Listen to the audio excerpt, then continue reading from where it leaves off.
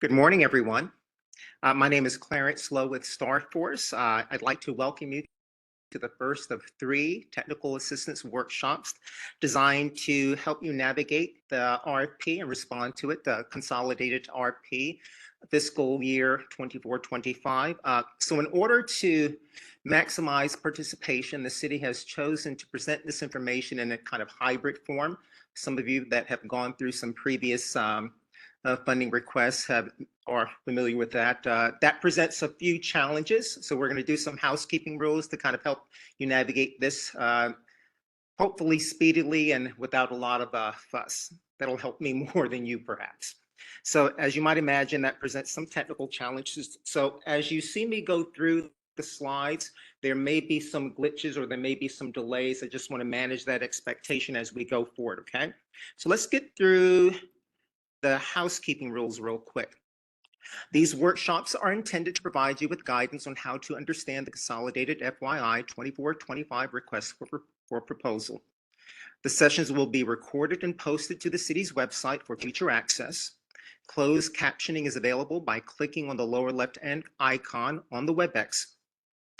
Questions may also be submitted via the WebEx chat feature and be answered throughout each session. In addition to that, in-house, I'll be stopping at certain junctions, collecting those questions and trying to respond to them at certain points.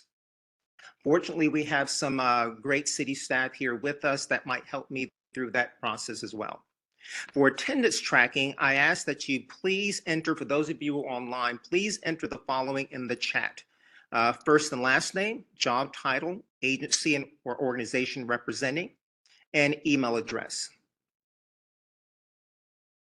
So a quick agenda for the next 3 days for the technical assistance session. So this first session today will be an overview of just some general information regarding the RFP, some of the sections, examining it, going through some of the topics, just the general overview.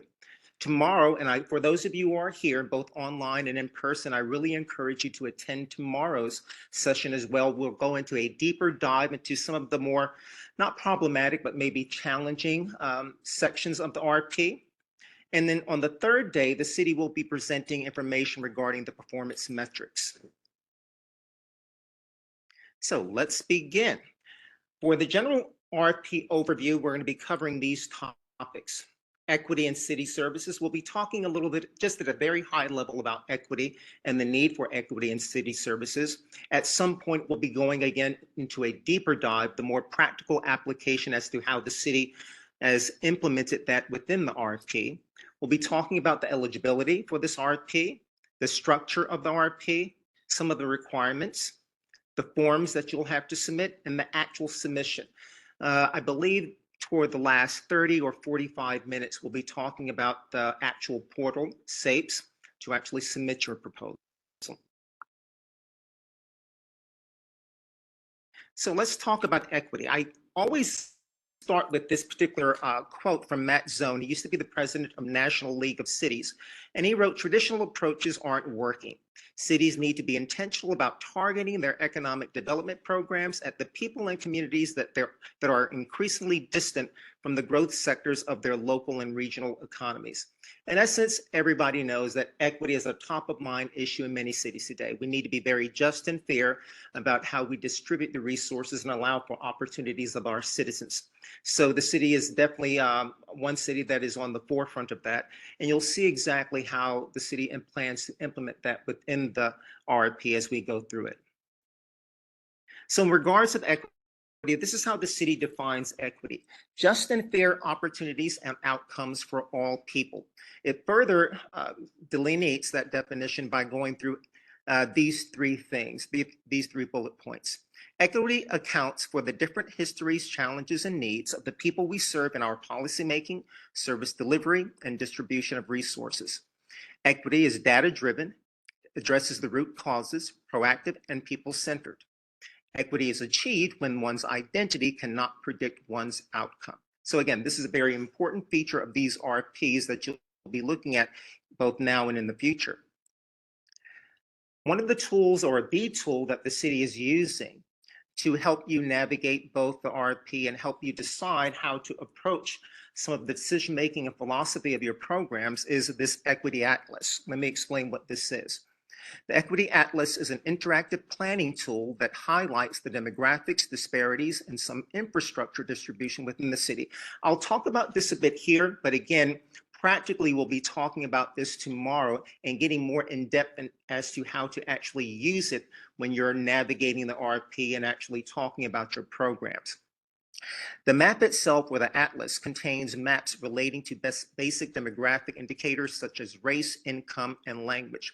One of the tabs, and we'll see this in just a moment, that you'll be paying particular attention to is something called the combined score, and we'll look at that in just a moment. So the people who are using this are the decision makers of the city staff, community members, partners, people like yourself, other decision makers using the Atlas to help ensure that they are making data-informed decisions that address disparities across a variety of indicators and improve access to opportunity for all San Antonio residents. It helps the city have a better understanding of how race and income shape the experience of some residents in San Antonio and contributes to inequitable outcomes and impacts the city's indicators. I have the website at the bottom here. I'm not going to click it so I can prevent some of the clunkiness that I talked about regarding this. So I'll show you exactly how that looks. The particular combined score category is what you'll be looking at primarily. So this particular tab is the combined score of both race and income. The higher the number, and it has a range between 2 to 10. The higher the number, the more concentration of both people of color and low-income households in that census tract. For this particular RFP, we're looking for you to really approach, to target your audience or population, I should say, between a rate or a score of 7 to 10. And again, tomorrow we'll be talking greatly about that more in depth as to how to actually use this when you're talking about your programs.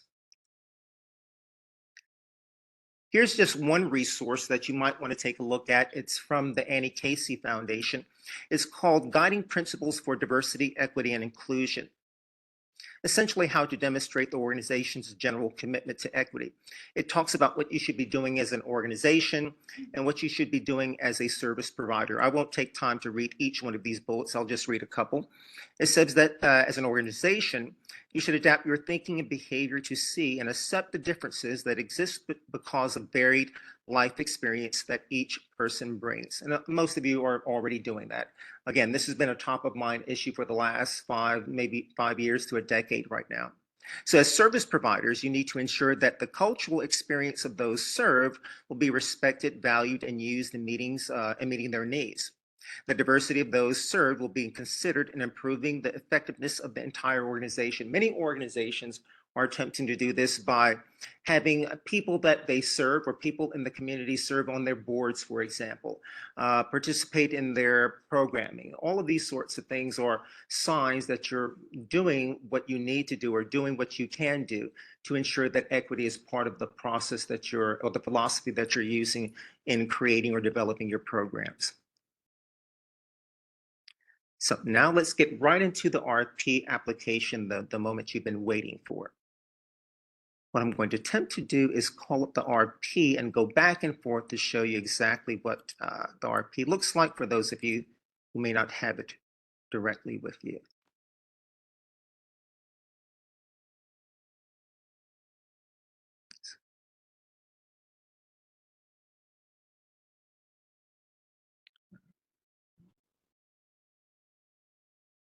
This explains some of the clunkiness of the technology here.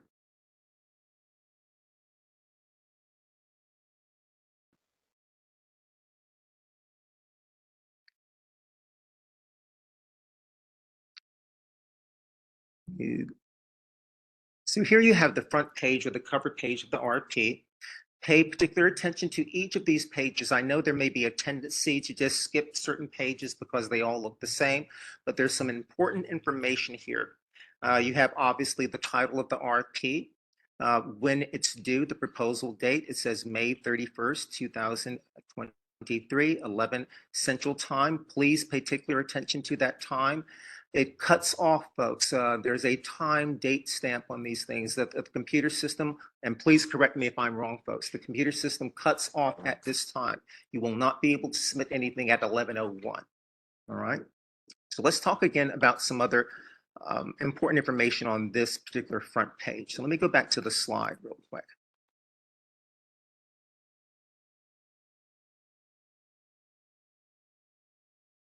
All right.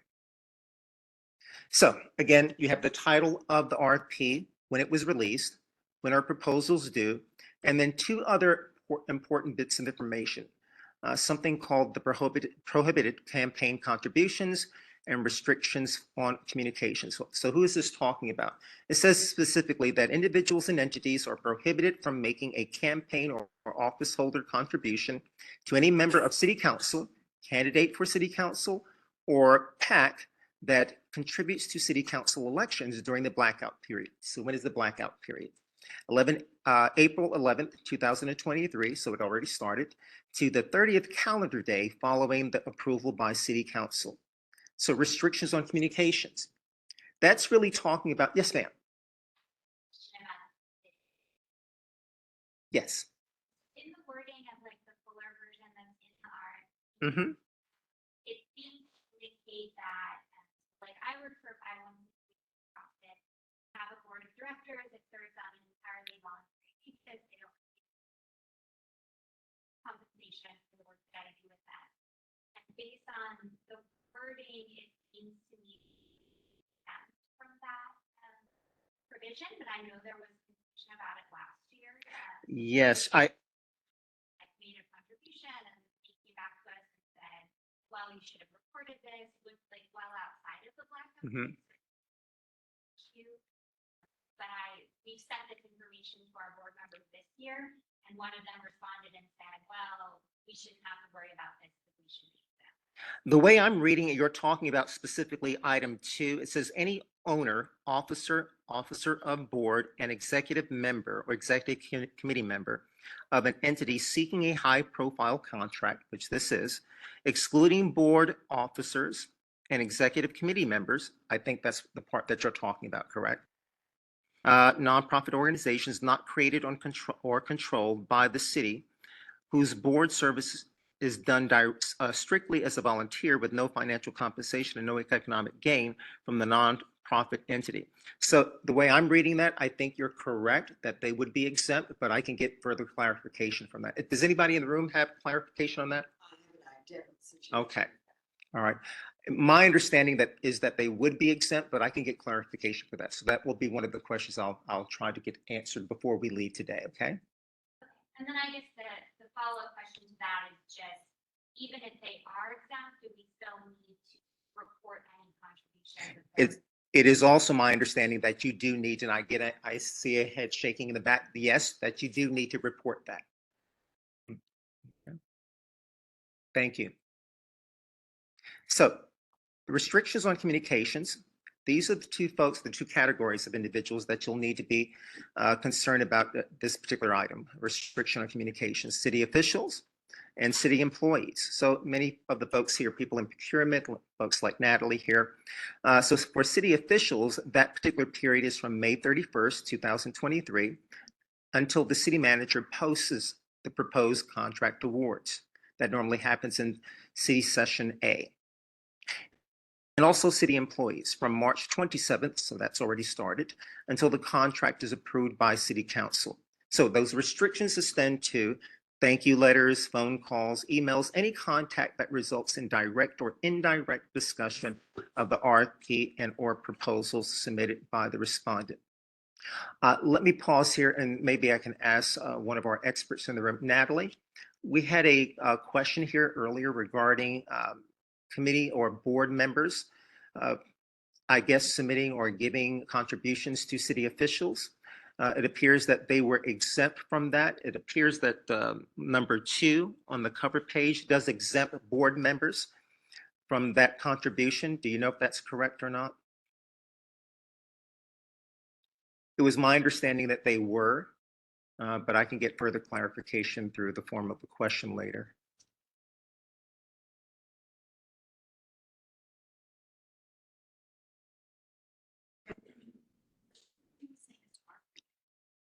Okay. So if y'all read under prohibited, those 6 items, or those 6 categories of people who are prohibited. Yeah. Therefore, political action. Give a specific time frame for when that goes by. Right. Officer, owner, officer, board executive committee member. Basically, any of those 6 items, 6 categories. Are you saying that you were told otherwise at some other point, I guess? Well, it says, I mean, so what happens if we send this to our board member and then we have a board member who's an attorney who like read the fine print, right? And Sure. don't know if this applies to us because it Okay. says excluding board officers and executive committee members of 501c not created or controlled by the city. Board service is done strictly as a volunteer with no pay. So he's So- going to read the actual section to agree on that. No, it's the number 2 on this notice that's on the RFP. Page 1. The cover page.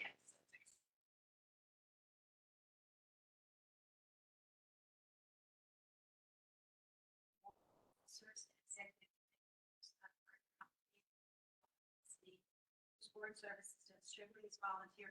I see what y'all are saying right there with no financial compensation. That would be. Yes, that was my understanding. But So that's why I'm like, hold on.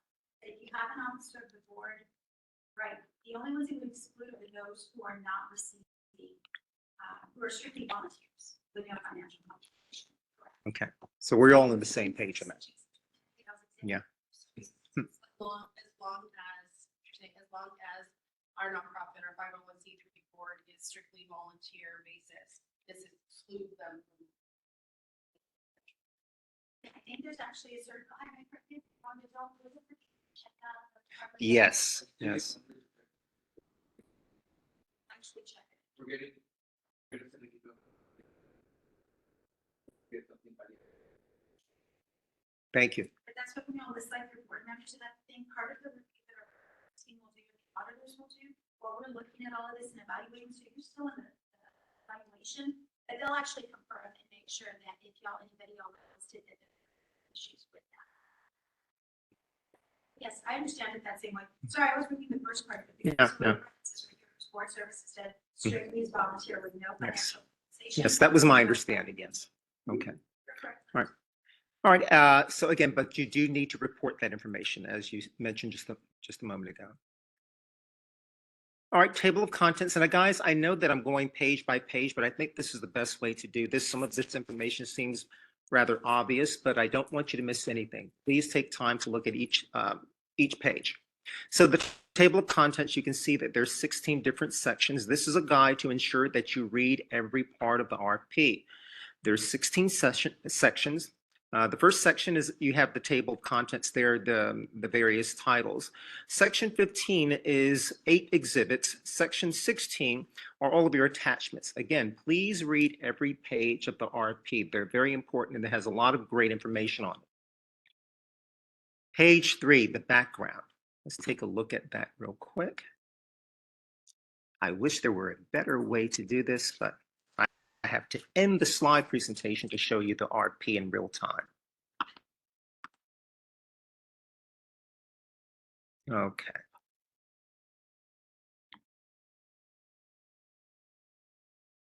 So this is the information that we're talking about here. It gives you both the background and the scope of service. The background and scope of service. So let's talk about the background real quick.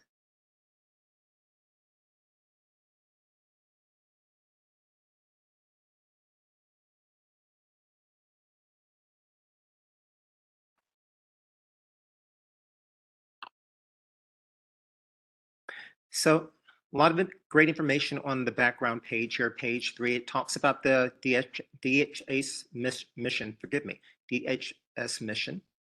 It talks about the long-term outcomes, some of the funding sources, and the city's philosophy or framework around this RFP. You look at the long-term outcomes, there are 4. Children and youth are safe, healthy, resilient, and ready to succeed in school and life. Individuals and families are financially secure and in stable housing. Number 3, homeless is rare, brief, and non-recurring. Number 4, seniors are healthy, engaged, and independent. Again, there's some great information here because it is also showing you what the mission of DHS is. So again, kind of wrap your mind around what they're attempting to do in the city and formulate and craft your proposals in accordance with that. Again, you also have some funding sources on that page. Where's this money coming from? This will help you craft a very powerful response to the proposal. If you kind of figure out where the money's coming from, what their mission is, what they're trying to achieve, all of this information is incredibly helpful in crafting your proposal. It also talks about the city's funding framework or philosophy. I highlighted this, that this represents, this particular process is a competitive process whereby contracts will be awarded to qualified respondents whose programs and services, and I want to emphasize this, most align with the scope of service. So your program must align, pick the program that most aligns with one of these long-term outcomes, and we'll talk a little bit more about that. Again, we're going to have a detailed conversation about these things tomorrow, so I encourage you to join tomorrow's session as well.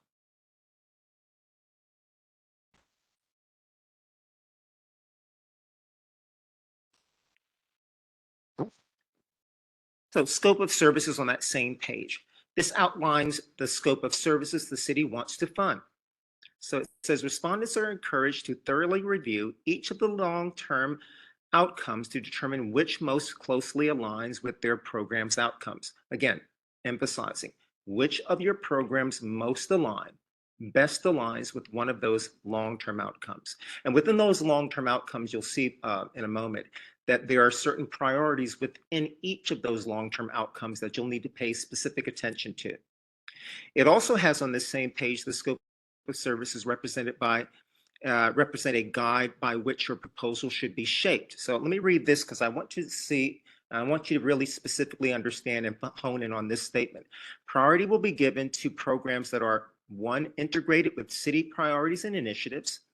2, demonstrate successful community collaboration, align with specific locations and strategies, demonstrate program return on investment and evidence-based outcomes, and detail fiscal sustainability plans for programs submitted for funding.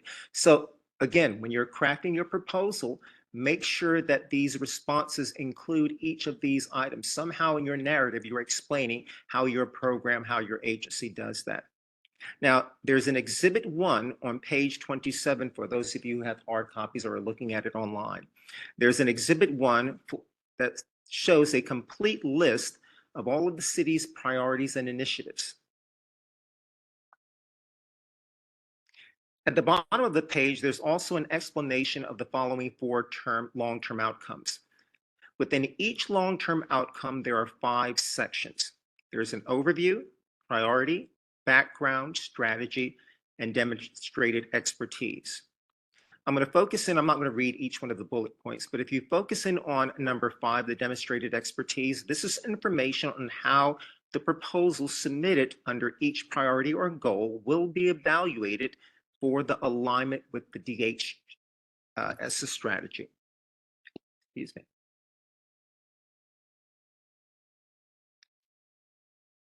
So let's take a look at those long-term outcomes. This is page 4 through 15. I'm on page 4 now. Again, please read carefully all of this information. Don't skip anything. For long-term outcome number 1, you have children and youth are safe, healthy, resilient, and ready to succeed in school and life. There are 4 different priorities within that particular long-term outcome. For long-term outcome number 2, individuals and families are financially secure and in stable housing. There are 2 priorities that the city wants to focus on within that category. Long-term outcome number 3, homelessness is rare, brief, and non-recurring. There are 5 different priorities that are under that particular section. So homeless youth, homeless veterans, homeless families, chronic homeless, and HIV/AIDS homeless. Long-term outcome number 4, seniors are healthy, engaged, and independent. The actual priority under that category is senior independence.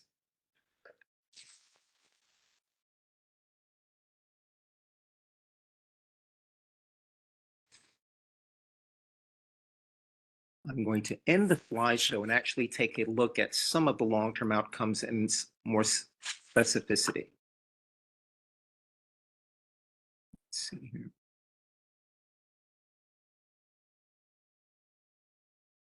And again, guys, I apologize for the wonkishness of the technical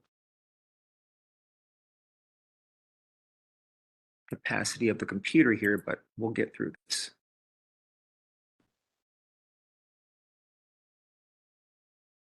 So here we have long-term outcome number one. Children and youth are safe, healthy, resilient, and ready to succeed in school. I'm not going to read all of this information, but you can read it yourself, obviously.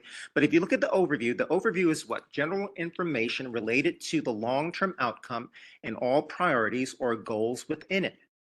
So it talks a lot of great information here, guys. It talks about how the city came up with this or how they directed their attention to this particular category.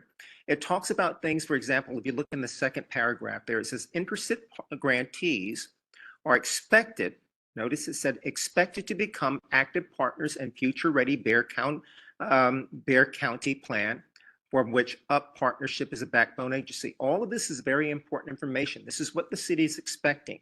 So again, the overview is just general information related to the long-term outcome and all priorities or goals within it. Now, again, it has several different priorities under that long-term outcome.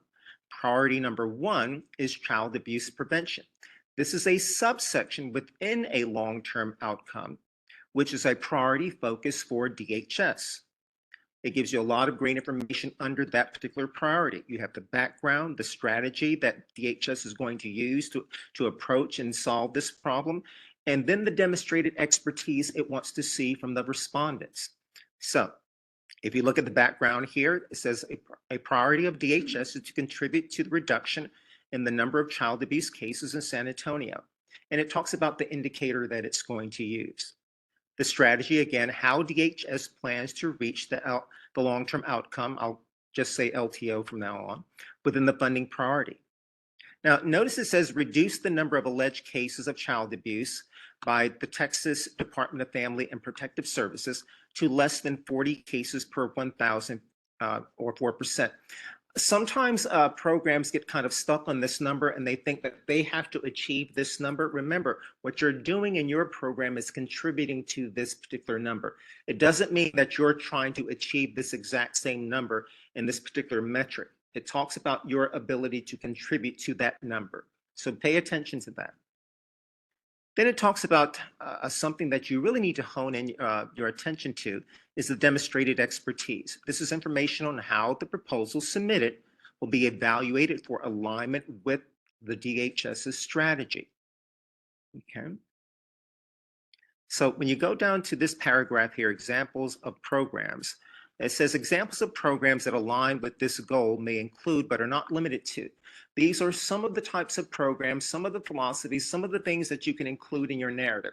This is not an exhaustive list. You may have something that is not in this list, but is indeed contributing to the success of this particular metric. It talks again about some of the things if you're doing parenting, education, case management. These are some of the things, again, that DHS needs to see or wants to see in your particular programs. I'll take a look at one more, but you can see exactly how this is formatted. Priority number two, college, career, and military readiness. Again, that talks about the subsection within that long-term outcome. You got the background for how they came up with this or how they or why they gave attention to this particular category or priority. Talks about how they plan to actually achieve success in this particular metric and the demonstrated expertise. Again, it says in this other paragraph, the second paragraph, examples of programs that align with the strategy may include but are not limited to programs. So again, you may have something that's not in this list. I encourage you to submit it, but you need to make sure that your narrative is convincing enough to be outlined in some of these different things that DHS is looking for. Let me stop here and see, are there any questions both in-house and online at this point? Nothing online. Everybody clear so far? Good. Yes, ma'am. Our program doesn't need to address multiple priorities as long as it strongly addresses one of them. Exactly. We strongly encourage that, as a matter of fact. Find the program that mostly aligns with the long-term outcome specific priority. And we'll talk about this in just a moment. You are submitting one complete proposal per long-term outcome priority. I'll say that again, and I'll be saying this a number of times. And we'll say this again tomorrow when we talk about how to craft your proposal and looking more deeply into how you need to organize that. But you're submitting one complete proposal per long-term outcome priority. Okay? Any other questions on that? Good question, by the way.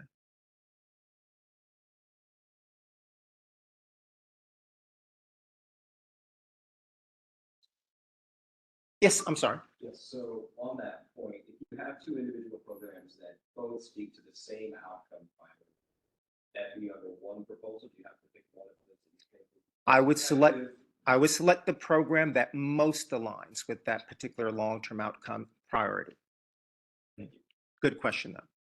I know that sometimes is confusing, and we've done it, the city has done it in different ways in the past, so I think this clarifies that submission quite a bit.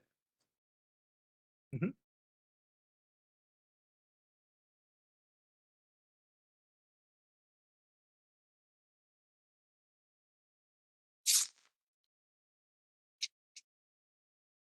So again, pages 4 through 15 are nothing more than a list of all of those long-term outcomes with their specific priorities attached and talking about exactly what DHS is looking for. Please read those things carefully, those pages carefully. They will help you shape your proposal. Let's go to page 16. Page 16 is additional requirements. It has things such as, yes, I'm sorry. On the long-term outcome numbers, what were for seniors? Yes, let me go there real quick. Okay. Not identified at all. Okay, again, remember what we're looking at here. In all of these demonstrated expertise paragraphs, it's going to begin with this that says programs could include, but they're not limited to.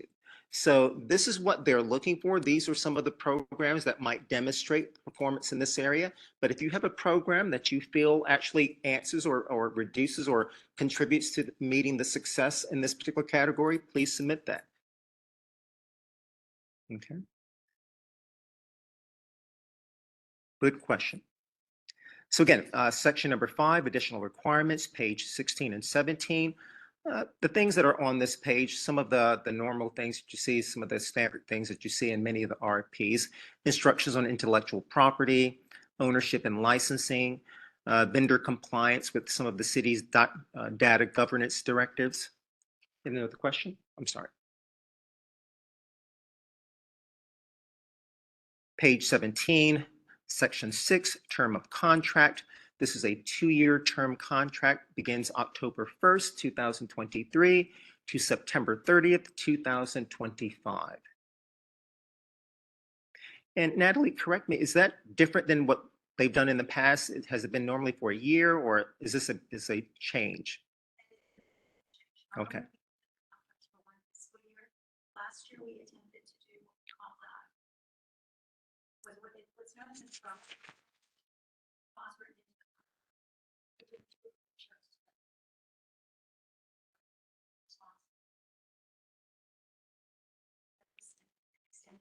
This year, we're taking it a step further. We're limited to get approval by the budget ordinance for 1 year, but we have gotten permission to actually help save the contracts for 2 years. That's why in this RFP, you're being asked to provide a budget for 2 years. Your scorecard targets should be for 2 years because our plan is not even to have you sign the agreement. Essentially, we're going to what's called an automatic renewal, where unless we notify you in advance of starting the next year's contract, not to fund you, you're going to automatically.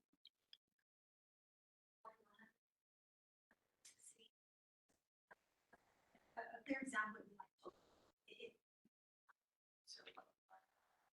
we had to change things. So we always have a clause in there for that, but essentially our plan is before you 100,000, then 100,000 for both years.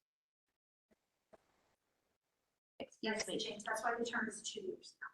online, they're saying that the only person they can hear with clarity is Clarence, so they're having a little bit of difficulty hearing your response. And also they're going to repeat the question so that they can hear as well.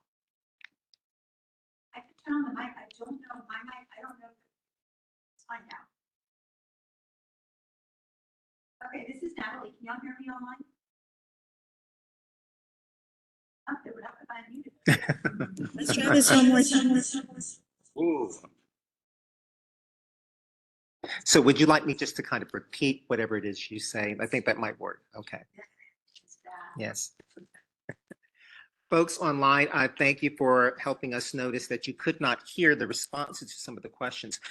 My question to one of the experts, city experts, was simply whether or not this was a change, that 2-year term was a change, and her answer was yes. I could probably try to repeat everything that she said regarding the history of it, but I'm not able to. But in essence, yes, this is a significant change. I think what was done in the past was an affirmative, you called it affirmative, I guess, affirmative renewal, yes. So in the past, it was an affirmative renewal, it essentially got renewed based upon your performance. In this case, it is a 2-year concrete contract. So that is different than what we've done in the past. I wanted to go back to this page 14 because I neglected to show you this.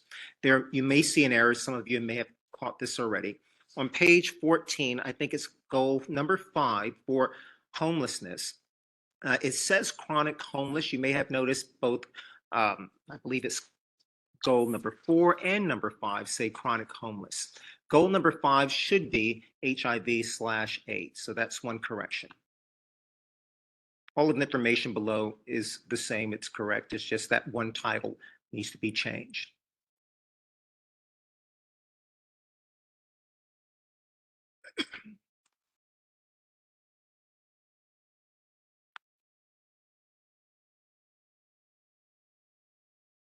So again, back to section 6, term of contract, page 17, to your, yes, I'm sorry, question. Like the implications of the term of contract change, does that create any like limitations to the ability to make larger or more severe budget adjustment year 1 and year 2 contract? Their contract. So let me repeat your question so everybody online can hear. You're asking whether or not the 2-year term contract might limit an agency's ability to make adjustments on the 2nd year budget. Okay, I believe that was restated correctly. Natalie, what would be your answer to that? you're gonna get your exercise. Yeah. This way they can catch me on the mic. Okay, so I think what you're asking is if you apply for, say, 200,000, right? 100,000 for year 1 and 100,000 for year 2. If you wanted to, there's 2 options here. Are you asking like if you wanted to increase what you have in year 2? Or are you? Not math per year, just because most of our like government grants run on 1-year cycles. You know, our budget is a whole, right? So sometimes between one fiscal year and another fiscal year, depending on what funding we get from other sources, you have to kind of, for that next fiscal year budget, make changes and like what each contract is funding or like just general budget adjustments. Is there any limitations to being able to do that because it's No, so that's a good point because there are 2 types. Basically, there can be what she's asking about is what we call a budget adjustment or a budget revision, right? Where you're not increasing the amount of your budget from the 1 year to the next, you're simply moving categories. You know how your program line item budget that y'all get, you have your GLs. And so 1 year you might put 5,000 in education, but then the next year you don't have that much for professional development. So you need to actually move that 5,000 from your year 2 budget into maybe transportation because the gas prices have increased. We allow you up to 4 budget revisions per year. That will not change. So essentially what will happen is very similar to what happened this year if you had a renewal happen, which is in year 2, if we gave you 100,000 in year 1, you're gonna get 100,000 in year 2, right? Assuming you've asked for 200,000 over the 2 years. We'll start you with the exact same budget, and then you can simply submit a budget revision. It will not limit you for that. You'll still have 4 budget revisions a year where you can adjust those amounts. because you'll actually probably need to very likely with inflation and the rising costs. So no, we will not lock you into that. So those are not in, but the increases in actual ask, like instead of 100,000, 150,000, That would be a budget That's- amendment. okay. That is not, will not be an option. In other words, the only way we would do something like that is if you said, hey, y'all gave me 100,000 for year one and 100 for year two. Now we're in year two and I need 150. That would actually have to be a separate ask. The amount will not increase. That's where we say you need a budget amendment because we're increasing or decreasing the amount. We don't plan on doing that. Essentially, we're giving you for the 2 years. Now, there's always the exception to the rule, right? But that typically you're not going to see that. You'd wait for the next I have a RFP. follow-up question to that. So if in year one, you awarded us 100,000, and that 100,000 wasn't utilized completely, will that roll into year two as an addition? That's a really good question because that's going to be a little different this year. It will depend on your funding source. So most of you know that the majority of our money we allocate is general fund money. If we allocate you general fund money at the end of the year, if you did not spend, if we gave you 100,000, you spent $75,259, whatever is left, we are going to take back. You start the new year with 100,000. Now, if we give you HOPWA money, typically we see this with HOPWA and ESG money. If you get awarded HOPWA or ESG money, HUD will give us a longer period. We may come back to you and say, we're going to actually do an amendment and let you carry that forward. And essentially what that would do is if we gave you $100,000 of HOPWA funding in year one and in year two, and you didn't spend it, you had 25,000 left over in year one, we may come back and actually amend your contract in year two to say, we're going to give you that additional 25,000 and make year two 125. But that would be through an amendment, and we'd have conversations with y'all about that because one, we want to make sure you can spend the money because there are federal expenditures. But the plan should be is whatever you have left over as of year one, if you don't spend it, you lose it, or it comes back to the city and will be re. Great questions. Thank you, Natalie. Let me check online to see if there are any questions again. I think this is a good point for us to take a 5-minute break, folks. Let's go ahead and take a 5-minute break and we'll come back and start section number 7.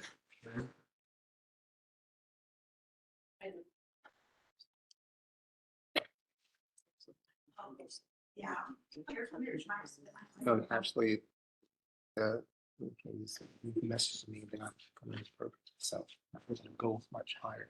It's not cracking my voice. So I'll let her monitor the logs, but I understand what you said. Yeah, she's monitoring the logs. I asked her because before that was, she's texting me telling me they're doing it.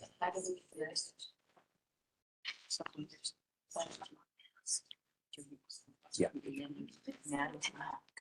Apparently.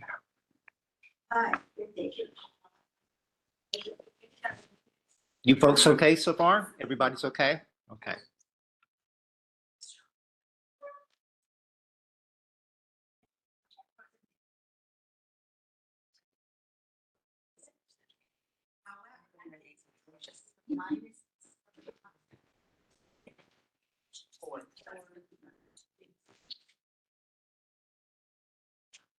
I think that's probably.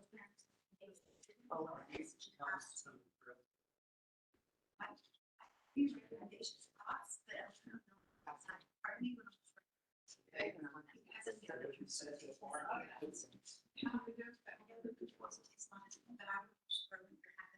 just to see.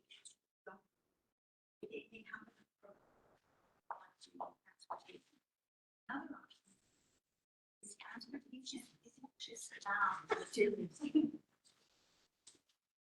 Long-term.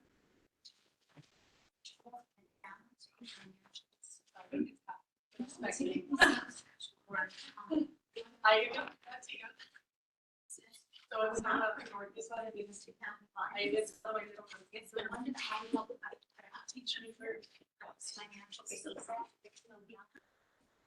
Strategies. I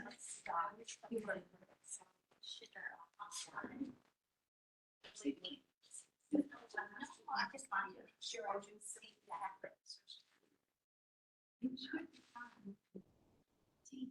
I could see that. Directly to me.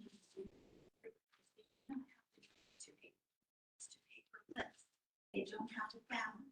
So you are helping, a lot of seniors are already prospered. It's not limited.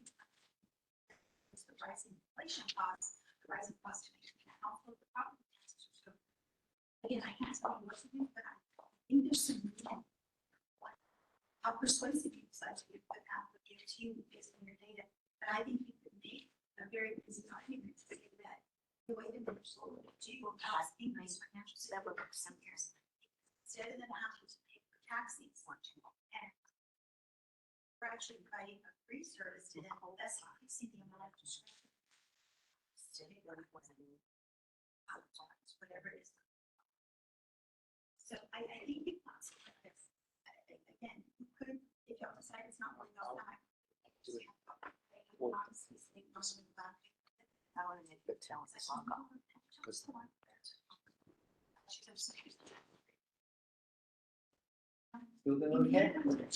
She sees the path, so she can't talk to you.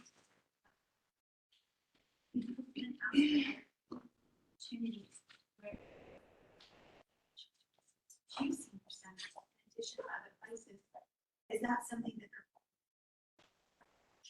I know that it is. So you can't talk to her specifically about.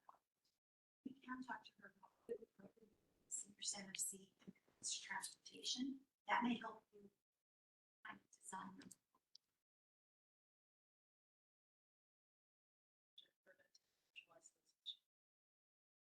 I think there's a lot of for that.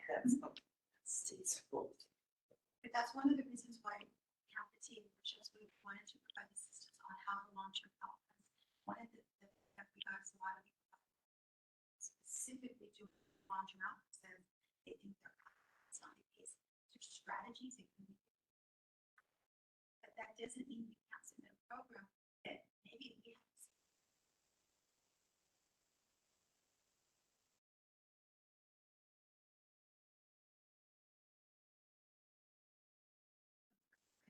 State that the towns are looking to see like, are there things out there that we have?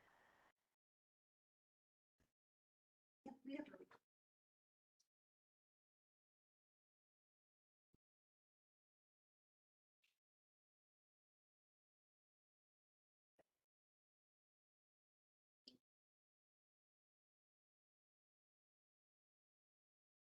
That may be something. And I can't do this. What I can do is.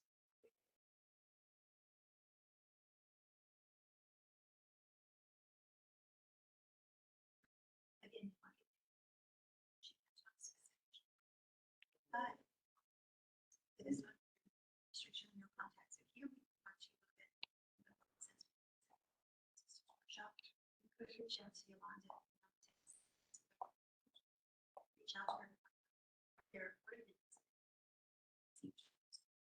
That's standard.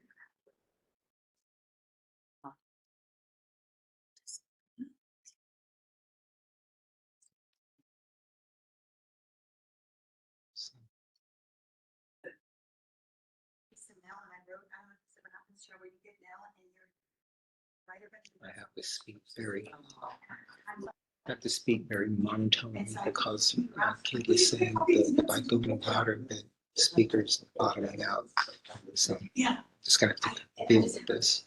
Grabbing a wrapped sheet of paper, whatever's supposed to.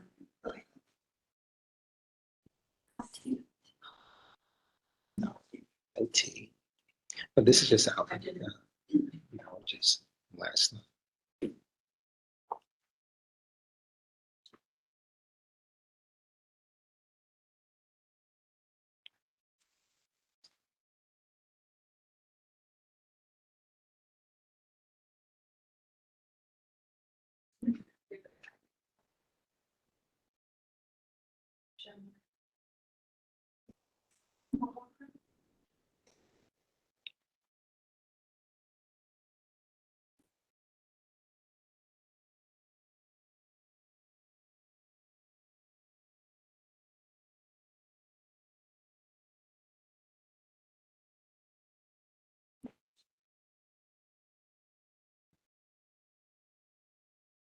Natalie, I think it's important to reiterate what you were just discussing with, I forget her name, about the programs, because I do know that many of the nonprofits get stuck with, I have to do it this way or they're not going to fund.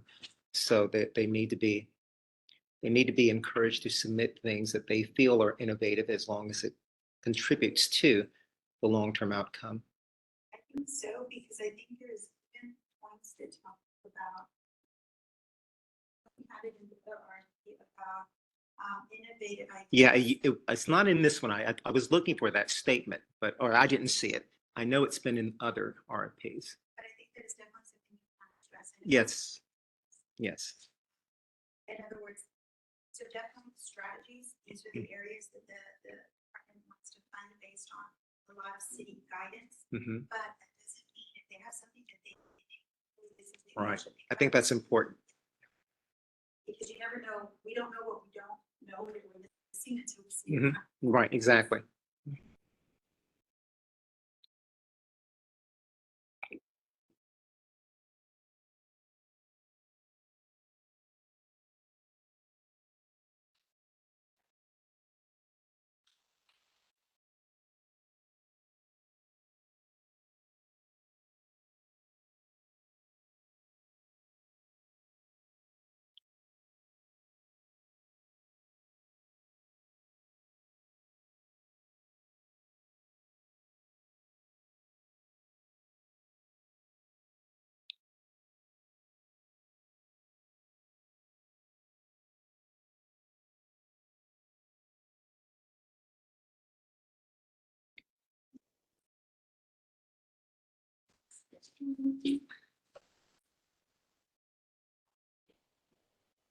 So I can just start.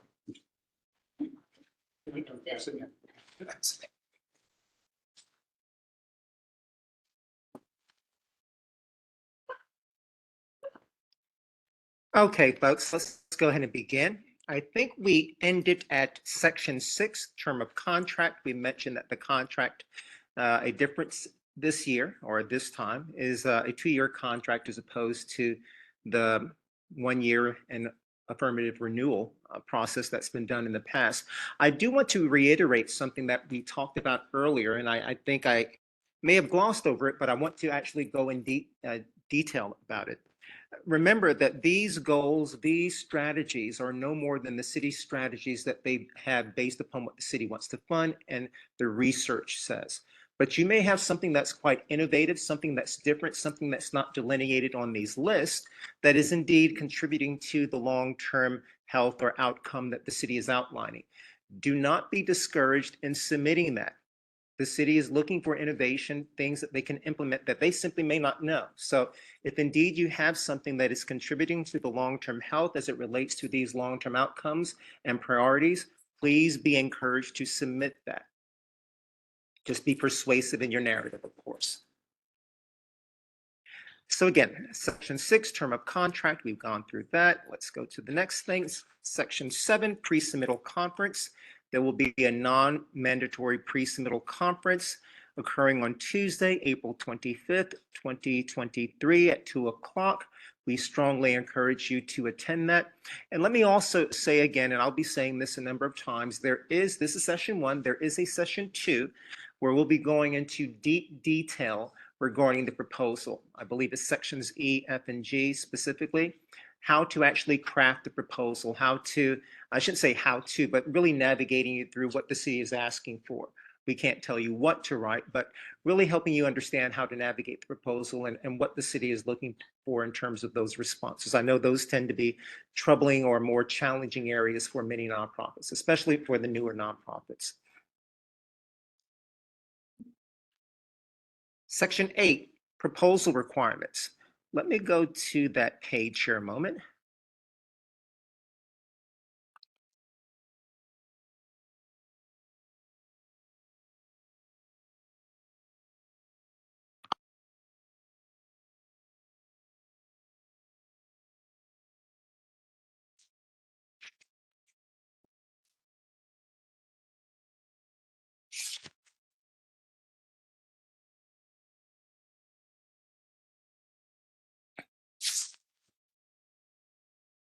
All right, proposal requirements. And again, I'm opening this up because some folks don't have either the hard copy RFP and some may have not downloaded. This is what that section looks like. Section 8, proposal requirements. There's a lot of great information on here. Again, make sure that you read all of the information, folks. So let me go back to the slide because there are some things that I do want to point out here, specifics.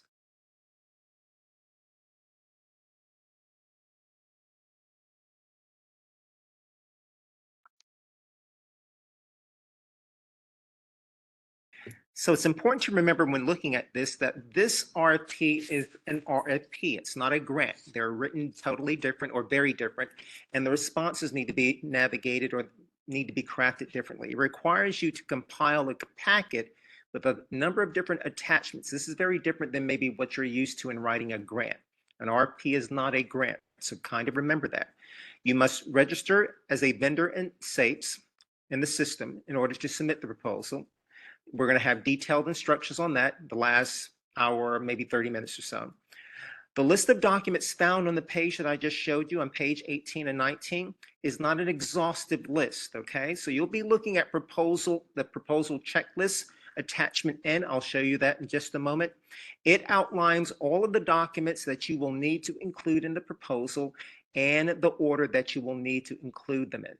So when you look at this particular page or pages 18 specifically, when it talks about the various attachments that you'll be needing to upload, that is not the exhaustive list. Go by page. In this case, I believe it's the proposal checklist. We'll look at that in just a moment. I believe it's page 53. We'll look at that in just a moment though. So again, that's not an exhaustive list.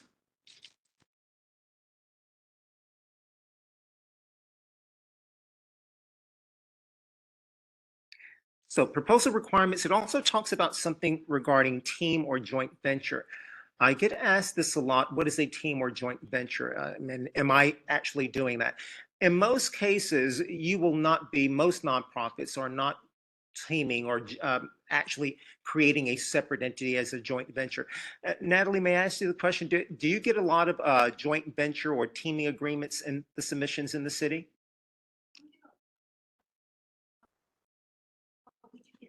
Okay, so let me make sure that you understand the definition and the difference between the two.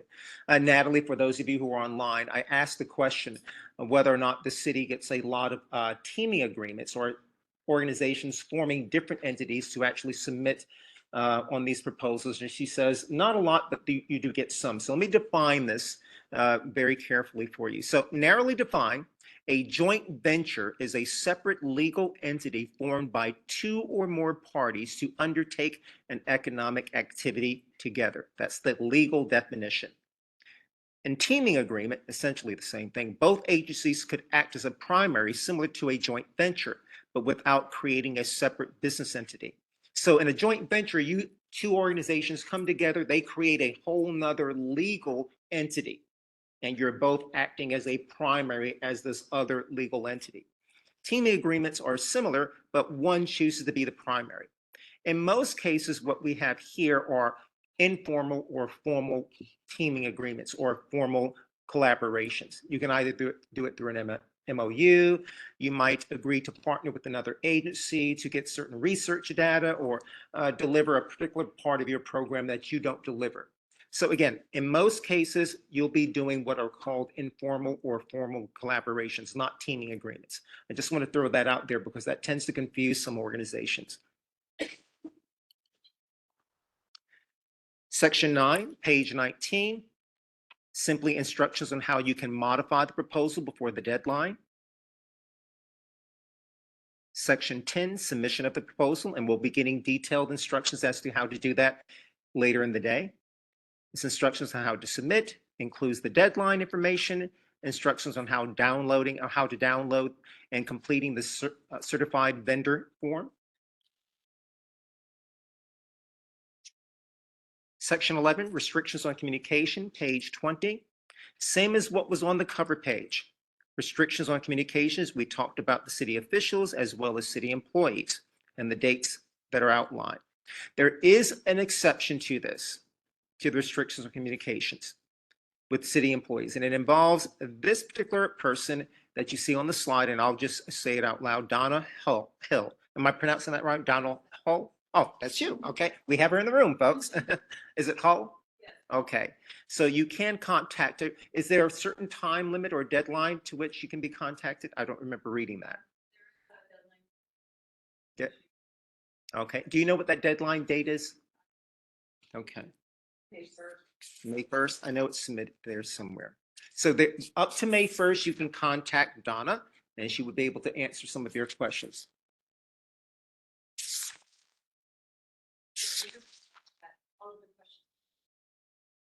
Okay.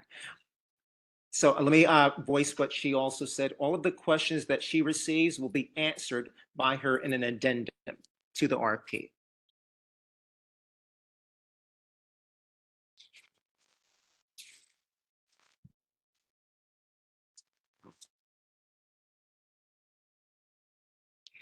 Evaluation of the proposal. So this is an important part, folks, and very important. Page 21 through 23. This outlines how all proposals will be evaluated by our community panel. It provides a breakout of the maximum points possible a panel member can award your proposal for each section. Your panel will be given a guide to show how points align with questions asked. So let's go to that real quick so you can see in real time what that page looks like.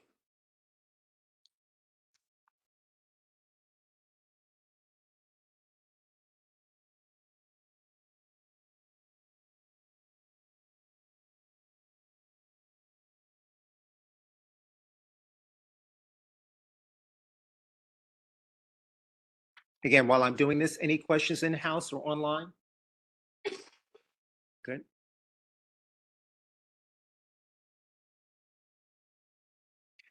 So again, this talks about the evaluation criteria.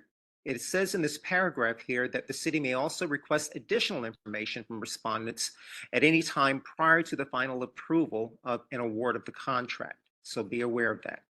So you can see the evaluation criteria is sectioned into section A, experience, background, and qualifications. 25 points, talks about some of the general information for the organization. That's up to 7 points. The organization's financial management, up to 10 points. Its experience, up to 8 points. And again, I won't take time to read each one of these, but again, I will encourage you to join us tomorrow for a more detailed discussion on all of this. We have letter B, the proposed plan. You can see that's quite a bit, 45 points. That's where most of the meat is at. The criteria on the left-hand side, alignment with RFP and statement of issue being addressed. And again, remember, for those of you who did not hear me, each proposal, you submit one complete proposal per long-term outcome priority. So you pick one of the priorities in that long-term outcome, and you will submit a complete proposal for that particular priority. Description of the program services, the return on investment, both socially and financially. What are your collaborative efforts? Performance measurement, the last day or the third day, you'll be getting a pretty deep dive into the performance measurements, part of the RFP by the city. And letter C, soundness of budget, project budget, that's 30 points. Question. Can we submit letters of support? I do not see that in the requirement. You don't need, I believe she's talking, or maybe talking about MOUs. It doesn't have to be submitted within the proposal, but they may be asked for at a later date or upon the completion or the award of the contract itself. So they don't have to be submitted within the proposal, but I would not take up, because again, there are restrictions and constraints on how many pages some of these responses can be, how they need to be submitted. So I would not take up a lot of room or space with the submission of those not proposals, but MOUs or different other kind of, I think she was asking about, is it just the proposals or any kind of other agreement? I would wait for that being an ask of the city. They may indeed ask for that, but it does not have to be included in the actual proposal itself. So section 13, award of contract and reservation of rights. Let's go back to the slides.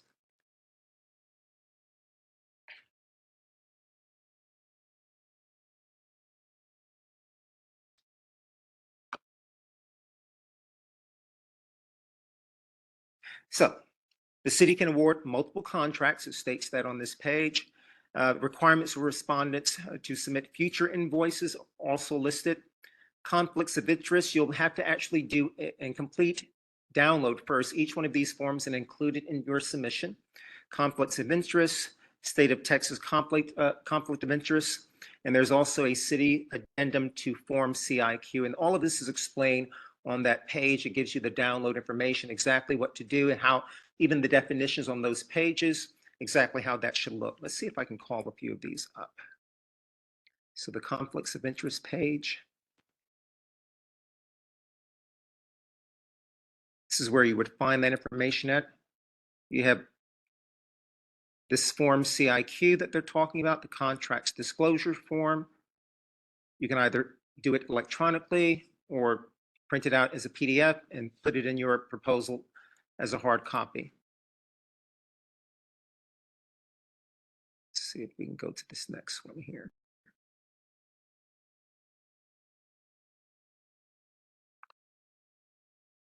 This is the state of Texas conflict of interest form that you'll need to fill out. Located right here. Form CIQ, interest questionnaire.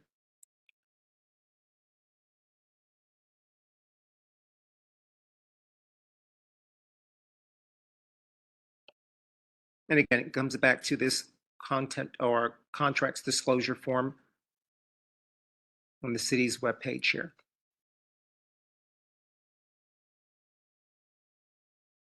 Schedule of events, section 14, page 25 and 26.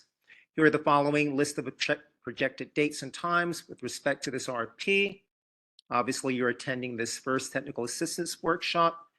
Deadline for questions is Monday, May 1st, 2023 at 4 p.m. Central Standard Time. And most importantly, the proposal due date is Wednesday, May 31st, 2023 at 11 o'clock Central Standard Time. Yes, I'm sorry. Your question. I'm sorry, I didn't hear the question. About the deadline for questions. Mhm. Is there an exception for like full questions related to like any problems in that section and stuff? I know it can be a little bit tricky. Like since it's unlikely, right, that we're submitting our proposal before May 1st. Let's say, you know, May 15th, we're trying to upload the documents and the file is too big or it doesn't need to be uploading. How with it? Accepting the submission, Yes, I believe there is an individual that, what's the name of the individual again? Is vendor support, that's right. This do not, the best piece of advice we can give everybody, like for example, she says like on May 15th, Mhm. just go to it 15 days. Okay? You don't want to wait till 2 or 3 days before to submit, because our vendor support team is right now, they actually lost someone who, so they're down like 2 people. Mhm. They don't, well, we'll be honest with you, they don't respond timely. If you call them because of that situation, like it's technical, if you call them and ask for assistance, but you may not, you're gonna have to leave a voicemail very likely, it may be 24 to 48 hours. Call back. And that's. It's a good like question. Justification for like, you can say, well, has to be submitted 10:59 Central Standard Time on the 31st. So yes, you can ask the technical questions. I would reach out to both. Who Donna's listed on the RFP for you, and then I would call vendor support and just say, hey, I'm trying to upload. For those of you online, great question that was asked internally here is if indeed there are some technical issues with submission through this actual portal system, can she reach out or can the agency reach out to an individual within the city to help them navigate that? And there are two different people that you can talk to. You can talk to Donna, who's actually we talked about earlier, and her information is within the RFP, but you can also contact, I think this would be the primary person of agency you would contact or department, would be the vendor support folks. But again, best practice, submit your proposal early because as was said here internally, that particular department is shorthanded. So it may be some delay in the response back to you. I would definitely go ahead and submit these proposals as early as possible. Yes, And the vendor support number is listed on page 21. the vendor support number is listed on page 21. Let me call that up real quick. Maybe. Really highly recommended that all vendor support every day, uploading any documents. And again, like Adam mentioned, without waiting till 5 days or 3 Yes. days before. Extremely important. Last thing I would suggest is to verify to make sure that you actually are pressing this button, that you actually get confirmation. One other thing for those of you online who may have not heard that, make sure that you're hitting submit button, because in many cases, some people forget to hit the submit button. Make sure that you do that as well. Let me go to page 21. I believe that information on the contact number. Yes, here we go. You can see the vendor support staff number is right here and their email address. Thank you.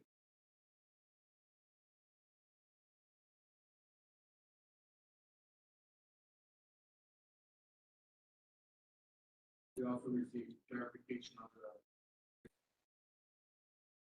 Okay. So it does exclude board officers and executive team members, nonprofit. Organizations not created or controlled by the state, with board services strictly and with no financial compensation or no nonprofit. Okay, I know that was stated here. I actually want to write that in the chat exactly the way that you stated it, because I think that that'll be helpful for the folks online. We got clarification on members of the board actually contributing to candidates or persons in city council. We'll go ahead and type that information into the chat at a later time, maybe in the next hour. Okay, the exhibits, section 15, page 27 through 36. These are simply just a list of exhibits that will help you navigate the RFP, give you very important information as to how to craft a powerful proposal. You can see, I'll just go through maybe 2 or 3 of these. I have them in red. Number 1 is the list of city priorities and plans. That's going to be extremely important for you to craft your narratives around and understand what the mission of the city is, what their particular strategies towards certain priorities in the city are. Your insurance requirements, we'll talk about that in just a bit. And then another exhibit that's going to be used quite often, and I think in great detail, is a strong fiscal and administrative internal controls tool. That's page 35 and 36. We'll talk about that a lot tomorrow, because again, tomorrow we're going to have a deeper dive into some of these narrative issues that you'll need to be addressing and creating your proposal.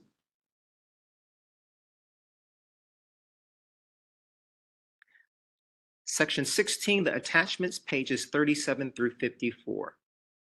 And you have a list of all of your attachments from A to N. You open up the RFP so you can see that.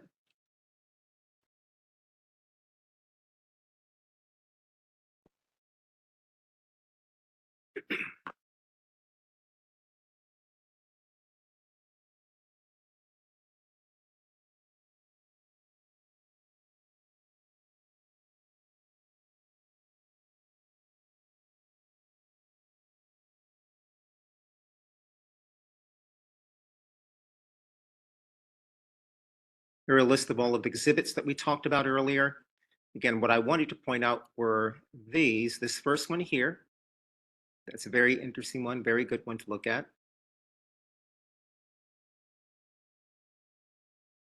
This is talked about, and each of these exhibits is mentioned within your long-term outcomes and the strategies. Insurance requirements. And again, we're going to talk about each of these in just a moment.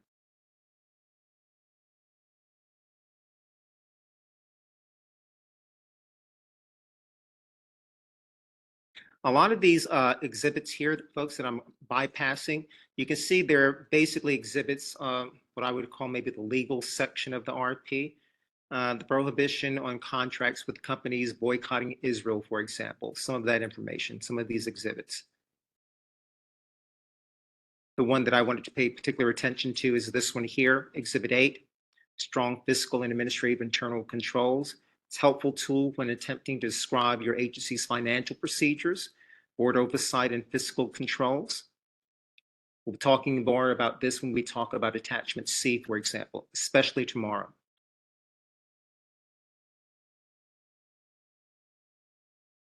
Here's your attachments, section 16. So this is what I was talking about before.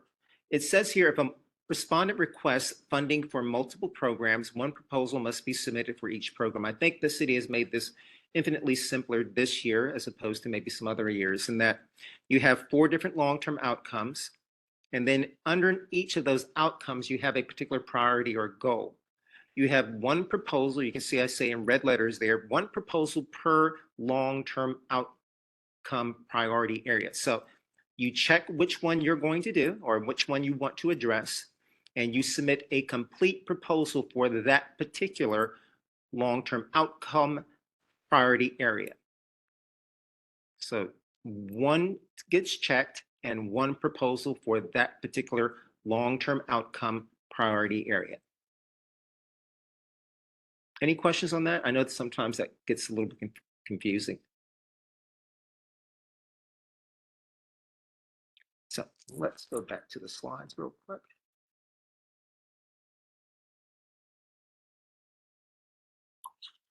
Question? Just for clarification, one proposal can include more than one program. Now, one program, let me go back to that particular page.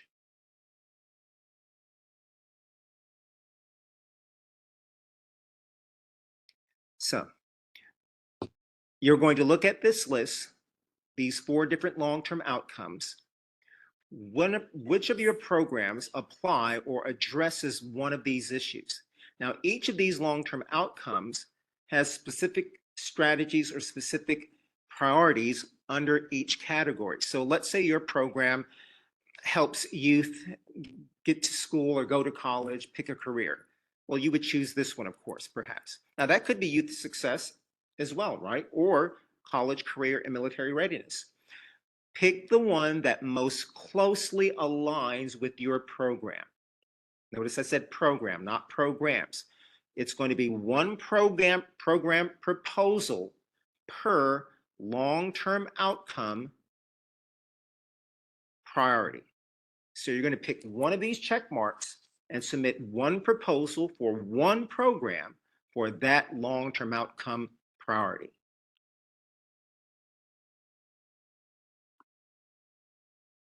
I know that's a bit different than some of the other if you submit it to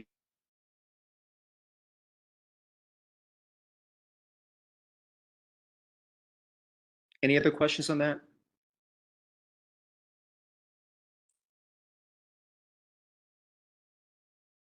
Yes. Just so y'all know, what if this is and so closely aligned? See this a lot where like there might be something under success, like for instance, easily fall into college career. Some of these strong distinction, and others they're so closely aligned with benefits. Know this: if the panel evaluates the program, looks at everything, they may elect to move the program from one to another. So just be aware of that. And I say this because some agencies have shared with us the concern. What if I don't get funding because their peers take the wrong outcome? Notice, if you have a solid program and the panel sees that, I've witnessed them come forth and say, okay, this one's really solid. Maybe we don't have enough funding in our category. Is there room for us to move it to say youth success? And they'll bring that to the DHS leadership who will look at, because our goal is to get all of them allocated and to make sure we've got a really equitable distribution, not just amongst agencies, but amongst services that we provide. Right? We're looking for that comprehensive approach to the community of how we provide services to all factors, where really all points where they need services. So just be aware, we may elect to do that. Okay. And I tell you all the importance of comprehensive sense, like don't worry that if you ever look at the program, that might accidentally select the wrong one. It could very well be that you kind of suggest to move it to an outcome that they're like, this is for the program, we want to put here, because we can put in here, and this needs. Let me repeat for those of you online, something that I think is very important and well said. If indeed you do have a program that kind of aligns with maybe more than just one particular long-term outcome priority, it may be that even if you may have chosen perhaps the wrong long-term outcome priority, that the city or the panel might elect to actually move that particular program to another funding source or another funding area, another priority. So don't be too concerned about picking the wrong long-term outcome priority, because the city or the panel may elect to actually move that to a different category. Okay. Any other questions on that? That was a good question.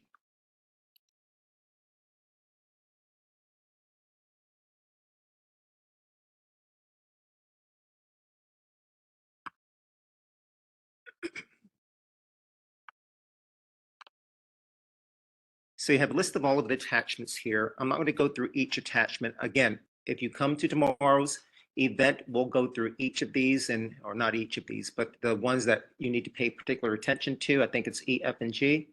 And we'll go through some detailed explanation of exactly how you need to fill out those attachments or address the questions in those attachments.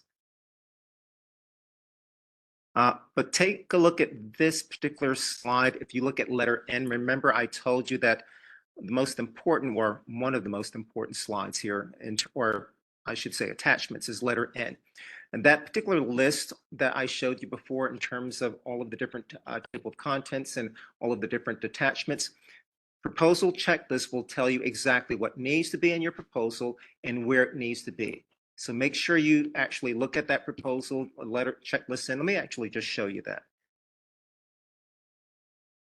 I had a couple of questions internally here about which list to abide by, and it's proposal checklist attachment, and let me show you that.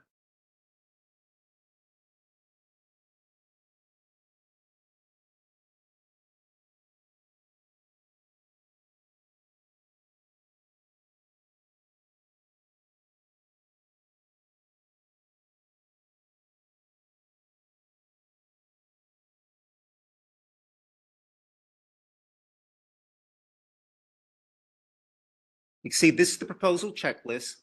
It tells you exactly what needs to be in the proposal, how it needs to be submitted, and exactly the order that each of these documents needs to be submitted in. It says documents marked with a positive or a plus sign on the checklist require a signature. Be sure all forms that require a signature are done so prior to submittal of the proposal. And as was mentioned before, ensure you hit submit. We'll be talking more about the portal system in a moment, but please be sure to abide by this particular list.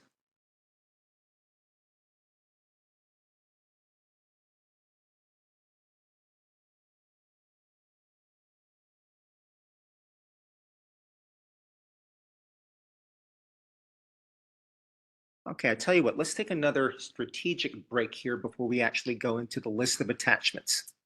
Another 5-minute break, folks.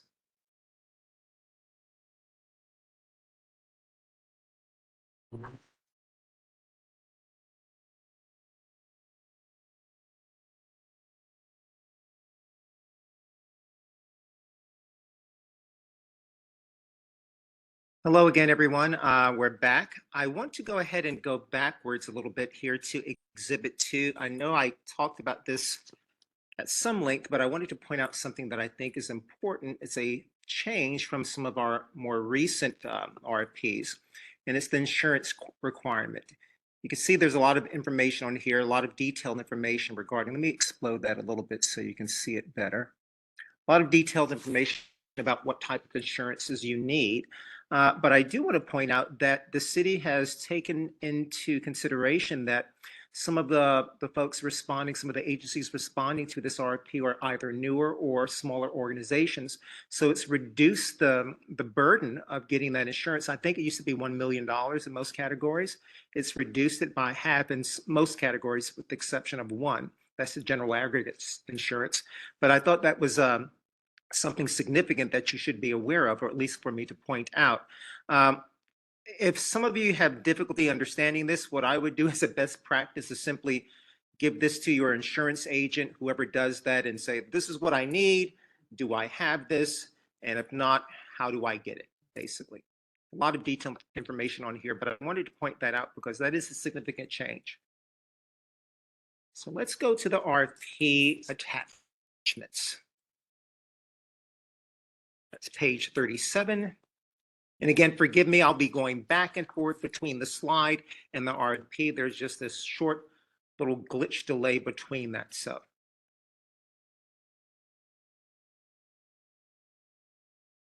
So we talked at length about this prior to our break. The first attachment is attachment A.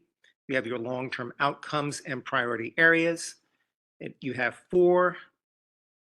This on this page is correctly annotated as HIV/AIDS homeless under long-term outcome number 3. In the detail of the document, it's actually stated as chronic homelessness twice, so you have the correction here. But again, 1 proposal per long-term priority area. Okay. Attachment B, general information about the agency itself. Be sure you have your DUNS number, and you will be needing the unique entity ID number. This is generated by SAMS, or sam.gov, I should say.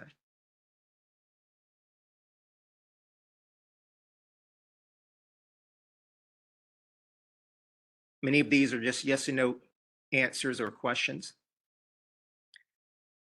Attachment C, experience background qualifications. This is a very detailed part of the document. This is what we'll be elaborating on tomorrow. We'll be doing a deeper dive into this tomorrow. So let me go back to the RFP real quick. Not the RFP, but the PowerPoint.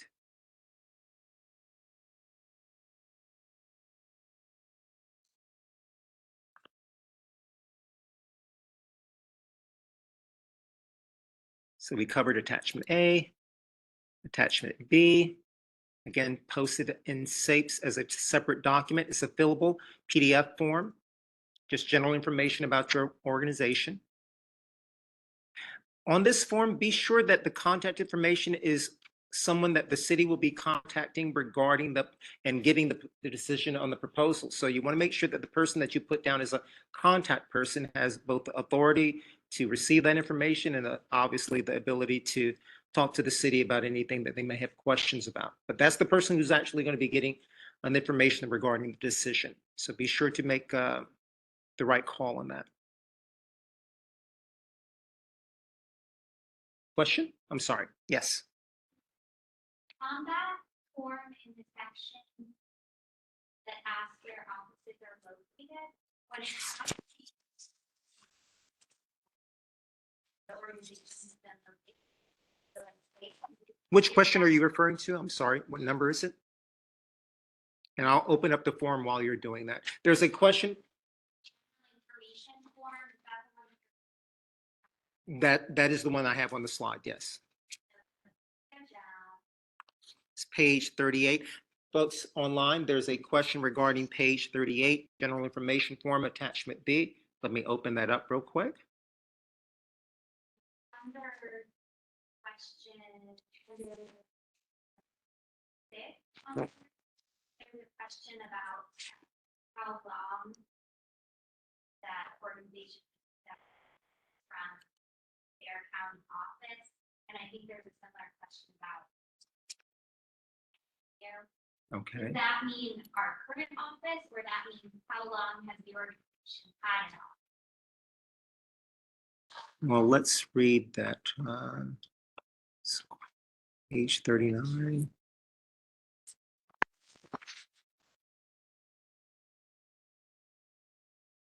Okay, the question again is on question number 6. Does the respondent, we're talking about this question, folks.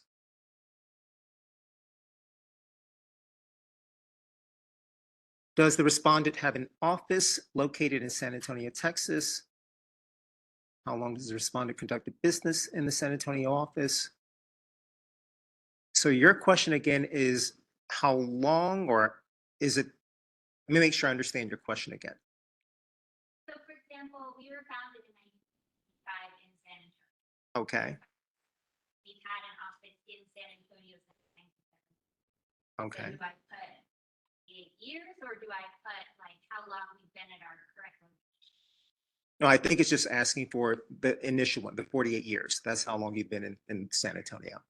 It's not asking for changes in location. Mhm. Because really the intent of this section is to ensure that like we're looking to see how long they've been in San Antonio. The fact that your offices, within San Antonio, that's very common. So you would list, like, you could put you would list your existing office, but for how long have you conducted business from a San Antonio office? That's 48 years, because y'all have been here about. Good question. Okay, attachment C. We just were talking about that. Just some points of notice here. Page limitation of 4 pages. Please be aware of that. 12-point font and single spacing. So there is some space constraint here. You want to make sure that you're putting the information on this page or in this section that you really need to put. This goes back to the question of whether or not you need to put support letters within this document. No, you do not, but you may be asked for those support letters, MOUs, those sorts of kind of partnership letters that you may have regarding your agency later. It says number your responses to align with the questions you are answering. There are a number of different questions on this page. Let me go to it in my document here.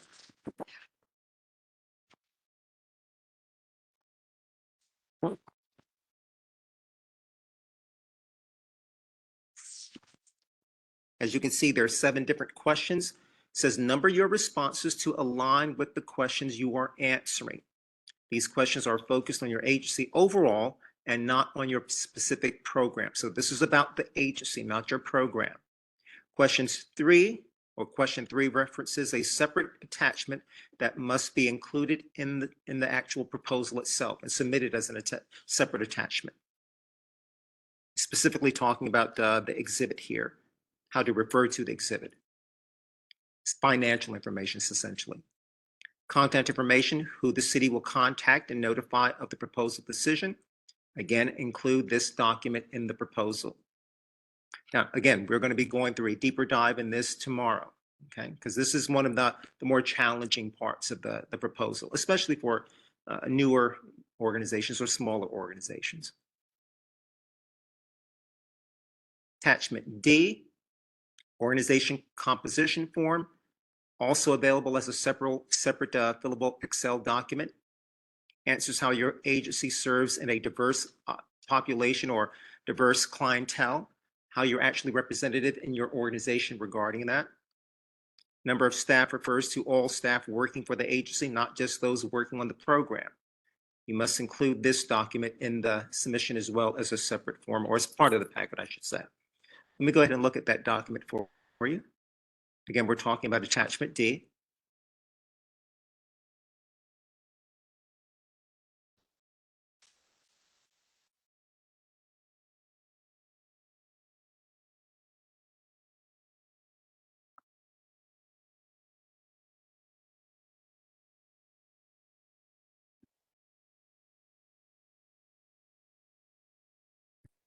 Attachment D, we're talking about the organization here, not just the program.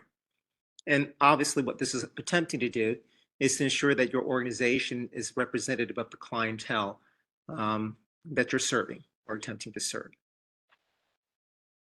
One of those equity issues or concerns.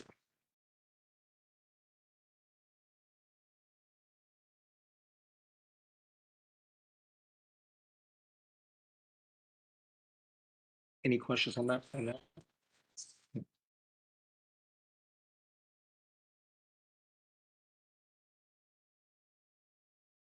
I wish there were a better way to do this, but thank you for bearing with me. Attachment E, the proposed program plan. Again, we'll be going over this tomorrow in greater detail. Excuse me. Note the page limitation again of this, 4 pages, 12-point font, single spacing. Again, number your responses to align with the questions you are answering.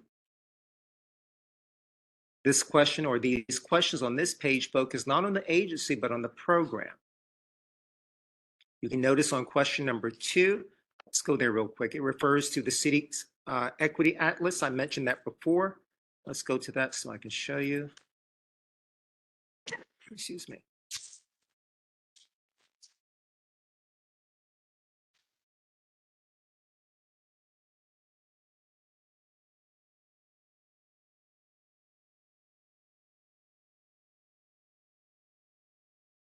Question number 2, you notice it identifies or references the City Equity Atlas. Let me see here.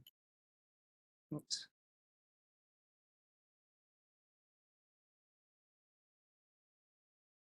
See if I can highlight that.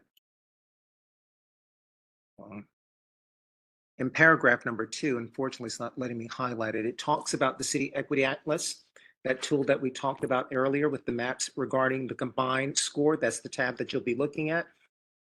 You want to make sure that you're serving populations that fall into a 7 to 10 equity score. If you do not have, if your population is not within that particular bracket, that score range, you have to provide justification on why your program should be funded and how your program does indeed serve the population. So there just has to be justification for why your program is not identified as serving that particular population.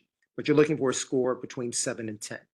And again, tomorrow we'll be looking at in detail as to exactly how to look at that and identify your population. Yes. That's the question, but, as far as looking at that, I'm familiar with that map. Mhm. In this grant for like early childhood, specifically references Edgewood audience. All of our programs. Do I need to worry about it? Yeah, you still need to identify. I would still look at it, make sure, but I already know based upon knowing what the map looks like that it would be in that area. But yes, you need to identify that because it's going to be asking that question. So the question was indeed, and this for those of you online, you may have not heard, her particular question was specific to her program within a particular area. She's serving an area that she already believes already knows that is within that Equity Atlas number range, 7 to 10. I would still take a look at that to ensure indeed that you're serving in that location. In her particular case, I happen to know that Edgewood falls into that category, but definitely make sure you are looking at that Equity Atlas map.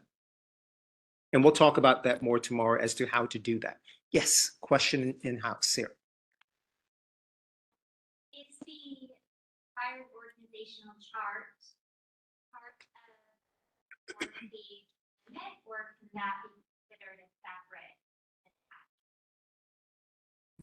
Which question are you referring to? I know what chart you're referring to, but you're talking about 3. I know that if it has to fit within the 4 pages, Mm-hmm. we get time to scale that down. Yes, no. And You're talking about yes,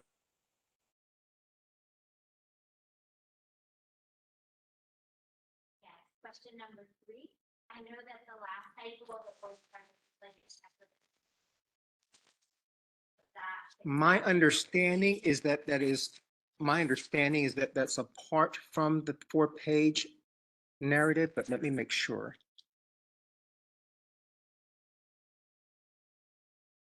I think that's fine, and I think what we can do. Yeah. How we put that in the clarification, because I'm more concerned about making sure that gets across to everybody. I think that's a good point. In other words, what I would propose is we would do the addendum to state that the organizational chart can be a single page attachment that we would attach to this. You should, within the 4-page though, is still address the other parts of question number 3, which is the qualifications, the descriptions of licenses and patients, talking about that. But the org chart itself, we could just add a statement there that says can be a separate attachment in addition to the 4 pages. Because I didn't think about that, but that's a good point, because I saw. I know in the past that used to be the case, so that's the way I would answer the question. No, I agree with you 100%. Yeah.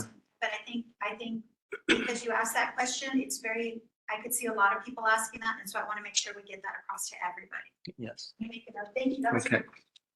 good. Folks, for those of you online who may not have heard of the question asked, it was regarding, I believe that the organizational chart, is that part of the 4-page constraint that's here in the outline?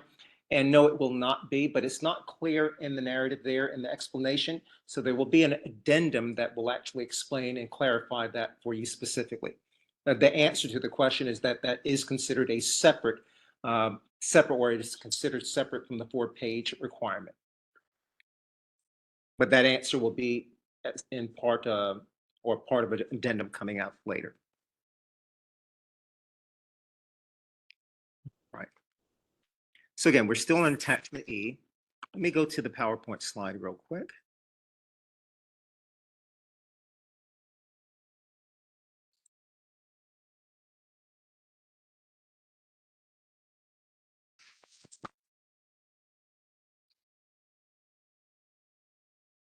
So again, question 8 references a separate attachment also that must be included in your submittal proposal. We talked about that just a moment ago.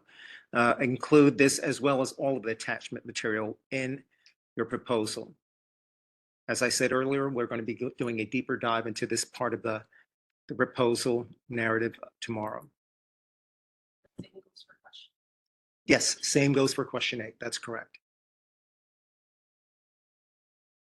Section 16, attachment F, part 1. These are your performance measurement scorecards. As I mentioned earlier, there's going to be a deep dive into this all of the 3rd session that you have. The 3rd session is going to take up this entire format here, exactly how you need to do this and what you need to consider.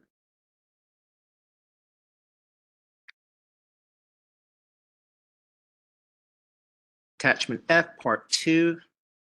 Available as a separate document, fillable document, either as a PDF hard page that you can fill out and add, or a fillable document. This is part 2 of attachment F. Some fields will be pre-populated based upon information that you inserted in part 1. So let me look at that real quick so you can see exactly what I'm talking about.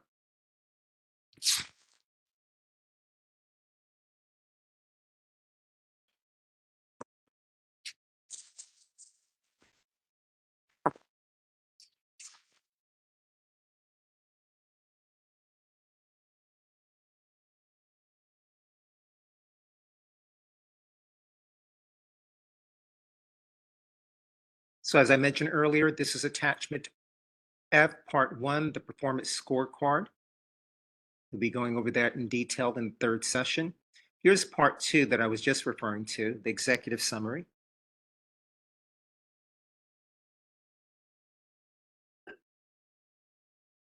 So let's take, yes, ma'am. Is there a minimum request that the city is asking out of the office that they make? No, no, there is not. No. The question was there a minimum amount being determined for the funding? And no, there is not. Any other questions?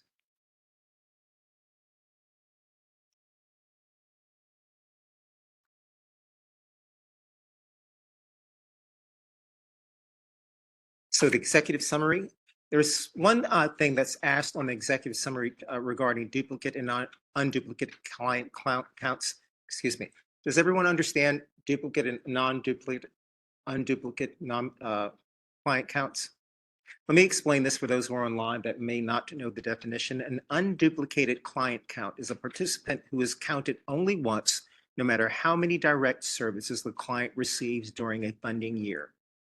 The unduplicated client count answers the question, how many individuals did our program serve this year? A duplicate client count occurs when a client receives multiple services by a program anytime in a given funding year. The duplicated client count answers the question, how many services did a participant receive in our program this year? So is that pretty clear? I know sometimes that gets confusing for especially the newer agencies.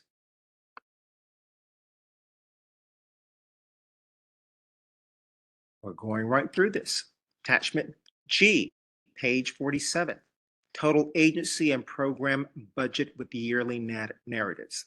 I'm going to take a look at this after I read this because I want to explain this in some detail, but we'll be getting into greater detail about it tomorrow. This is basically a 3-part form, 3-part Excel sheet. The first part is a total agency and program budget. The next 2 parts are both the budget narrative for year 1 and budget narrative for year 2. So let's take a look at that real quick. Attachment G, page 47.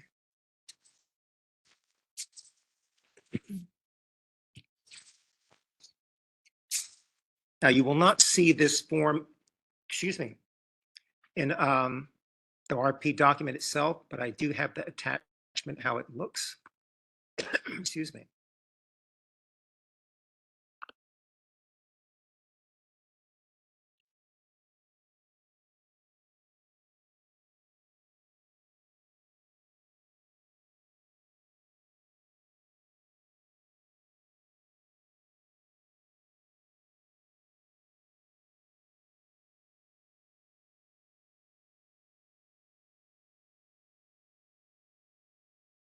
All right. Again, we're talking about attachment G. This is the budget information.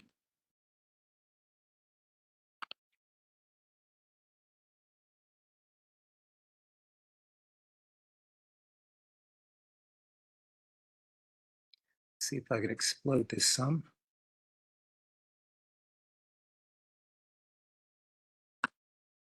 Down at the bottom here, you can see this is actually 3 different parts. The first part is the total agency and program budget. Let me expand that so you can see it.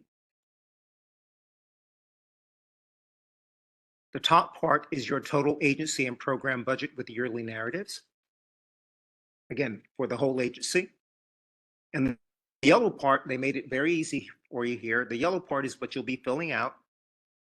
Make sure that you enter your agency name here. You can see that in red there. The bottom part is for your program budget itself. So the top part is for your agency budget. The bottom part is for your total program budget.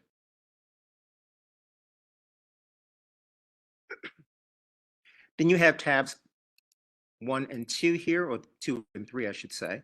Tabs 2 is your budget narrative for year 1. At the top here, you have a budget summary. So these are going to match, and I'll show you this in just a moment. What you put here should match what you have in your total program budget on this page. And we'll talk about this more in tomorrow, because this gets somewhat confusing a little for some organizations, especially newer organizations. But make sure all of this matches. What you put here in the program budget here should indeed match. Well, you can see here you have budget years, year 1 and year 2, various amounts here. This should match with the budget narrative for year 1 and these amounts here. And then there's a narrative explanation for each of these categories and an explanation of the category itself. Excuse me. Same thing for budget narrative number 2, or year 2, I should say. You want to make sure these columns match your total budget for year 1 in the first tab. And again, we'll be going into detail on this tomorrow.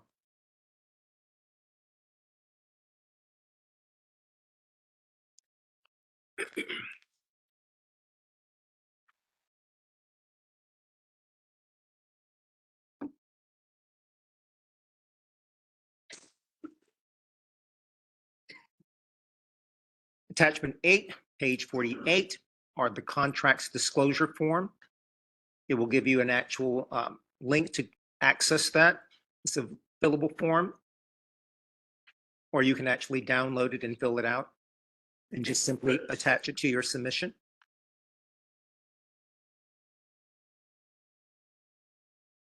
Litigation disclosure form. This is, again, the legal part of the RFP, a lot of the legalese part, I should say. The intent here is basically to disclose any litigation your agency may be going through. This is a separate document in the portal. Certificate of interest parties, attachment J, page 50. It's also known, a lot of organizations, well, it's actually known as the Form 1295. If you've done other RFPs in the past, you're familiar with this form. Gives you a link to actually access that.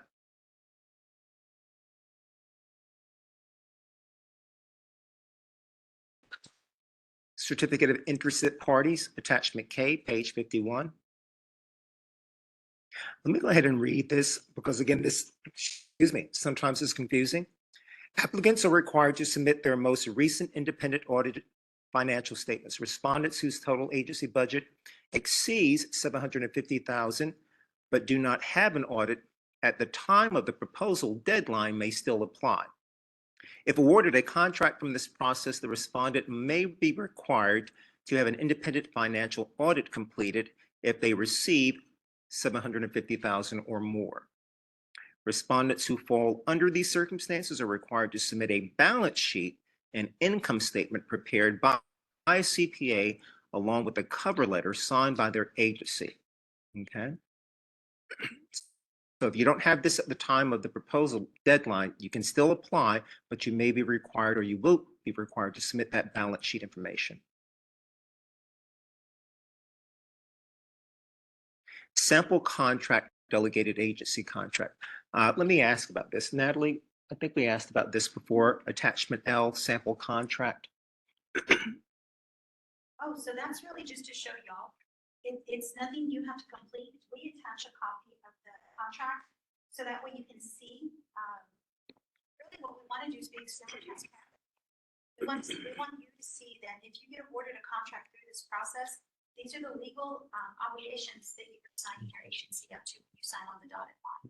So it's really just to provide a sample because I like to think of your contract as the starting point of when we develop a relationship with you. If you get awarded a contract, we're basically going to come alongside you and develop a relationship, a working relationship for 2 years, where we're going to be monitoring your programs. We're going to be going out to visit. It's our way of letting you know this is kind of what the relationship entails. So there's nothing you have to complete. It's really just for your team to read through so that you have a full understanding of the responsibilities and obligations that start when you get awarded a contract.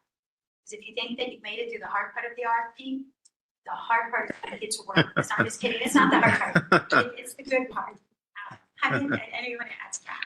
Yes. Great idea to also send it over to your legal team if you have one. They could review it at this time. So if you do get an award, we'll expedite the process because there's some agencies that will have their contract reviewed by their attorneys just to make sure that everything's set there. But if you could do that beforehand, that'd be great.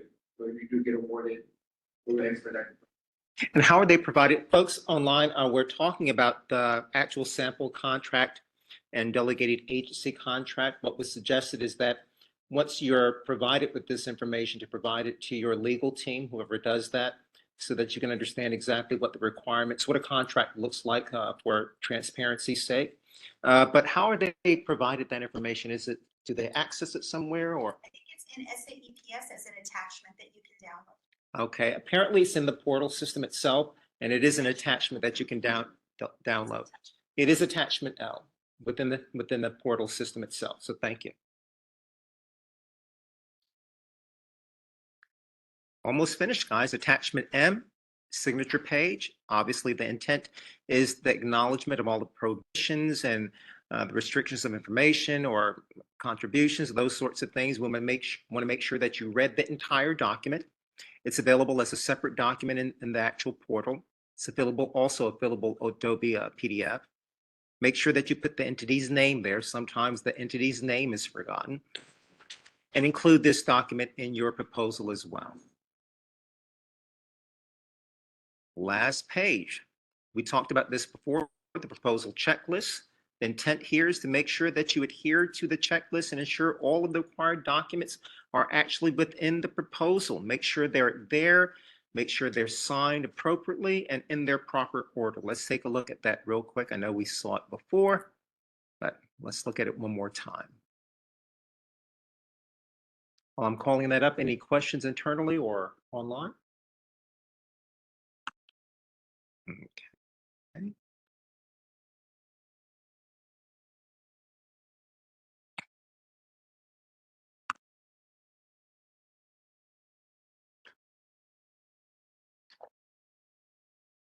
Here's attachment N, the proposal checklist. And again, it just makes sure that you have all of these particular documents in their order, signed and delivered properly. there's a question. Sorry.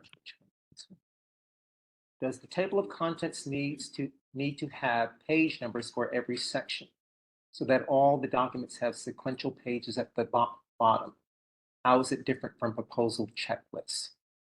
Table of contents, I'm not sure. Are they asking if the table of contents needs to be added to the proposal?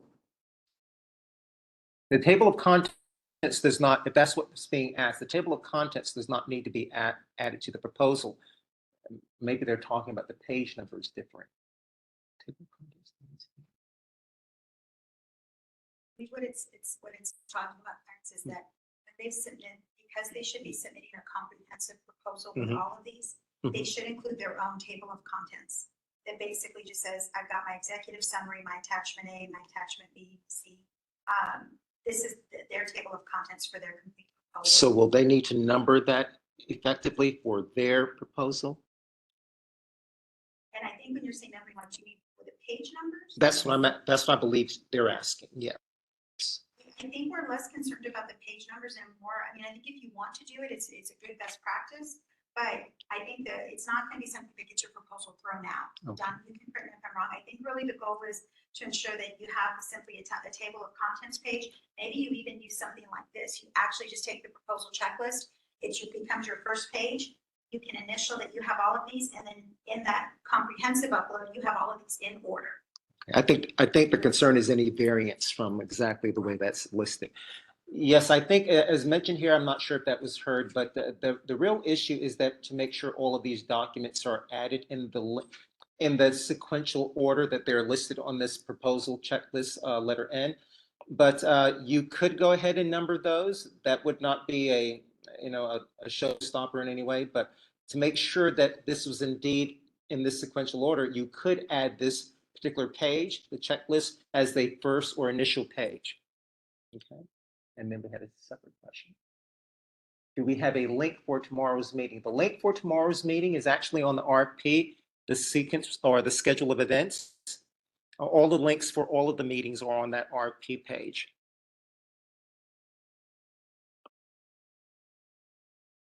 Will each section of the proposal start over with page one? Again, we're not concerned about the page numbering. It's the actual items on the checklist that we're concerned about in that sequential order. So you wouldn't have to have 1 of 4, 2 of 4, 3 of 4. No, 4 of 4. no, you would not. No. Good question.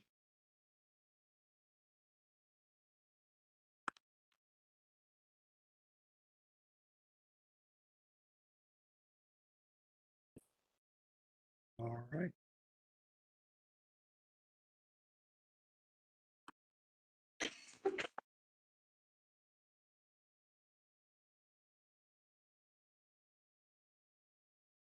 Well, folks, that concludes session one. We've covered all of the pages, all of the various sections. Again, this was a general overview of the RFP just to get you familiar with navigating, and many of you, especially here internally, have done this before, so it's not new to you. There are some changes from previous RFPs. I hope we covered that in enough detail for you today, but we would encourage you to come back tomorrow. We're going to be doing a deeper dive into some of those more challenging areas where you'll have more detail. Thank you. Great job. Thank you. Thank you. Oh, excuse me, folks. This is not for the internal folks, but people online. The people online, I think there were some folks that forgot to put some of their information. So let me go back to that slide so you can see exactly what information. I think we're still recording, so. Great. Yeah, 2 reminders actually. Before you folks online log off, we want to make sure that you're putting the information in correctly for attendance. And also remember that these recordings will be actually added to the city's website, so you'll have them for future use.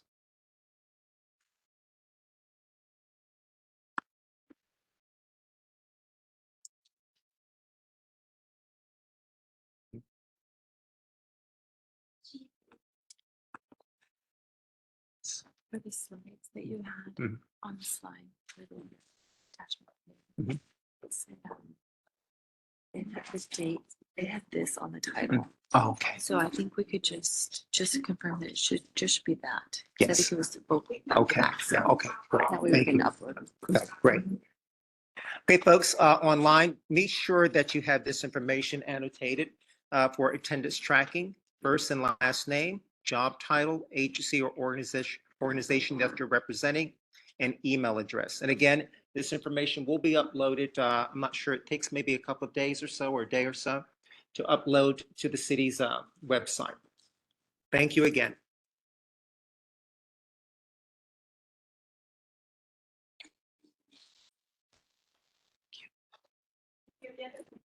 Nice to see you. Take care. I am gonna review safes if y'all wanna stay for it. I'm gonna have to redo it tomorrow too. So it looks like half of the people online signed up too. Want me out of the way here? Well, I'll just. Okay, no. plug in. Let me get out of your way.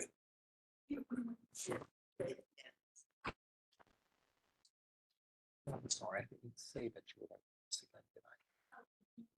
No, it's okay. I might just have to redo it again tomorrow, which is fine. Okay, Do my practice round. okay. Hello, everyone. We'll get started on the safe section here in just a minute.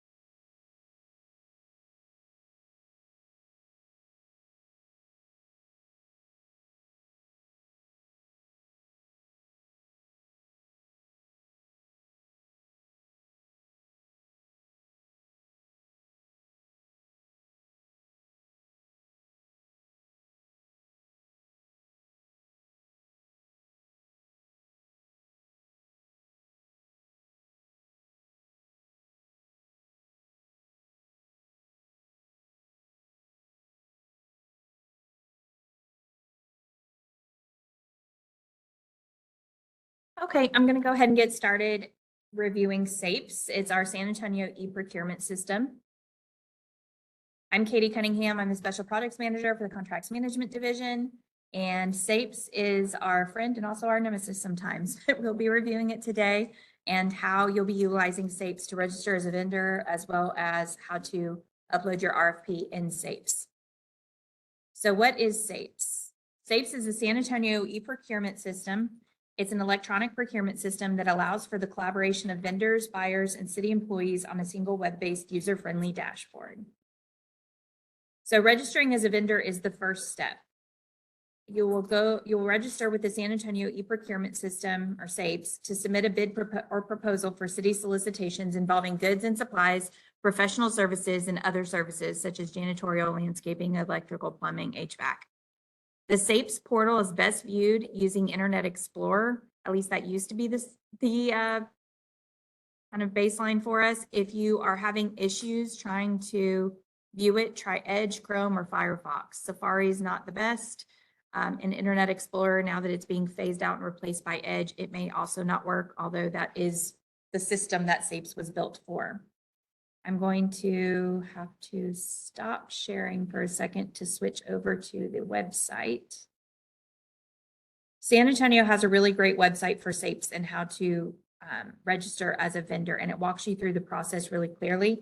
So instead of reinventing the wheel, we are just going to go ahead and walk through the website together. So let me share my screen.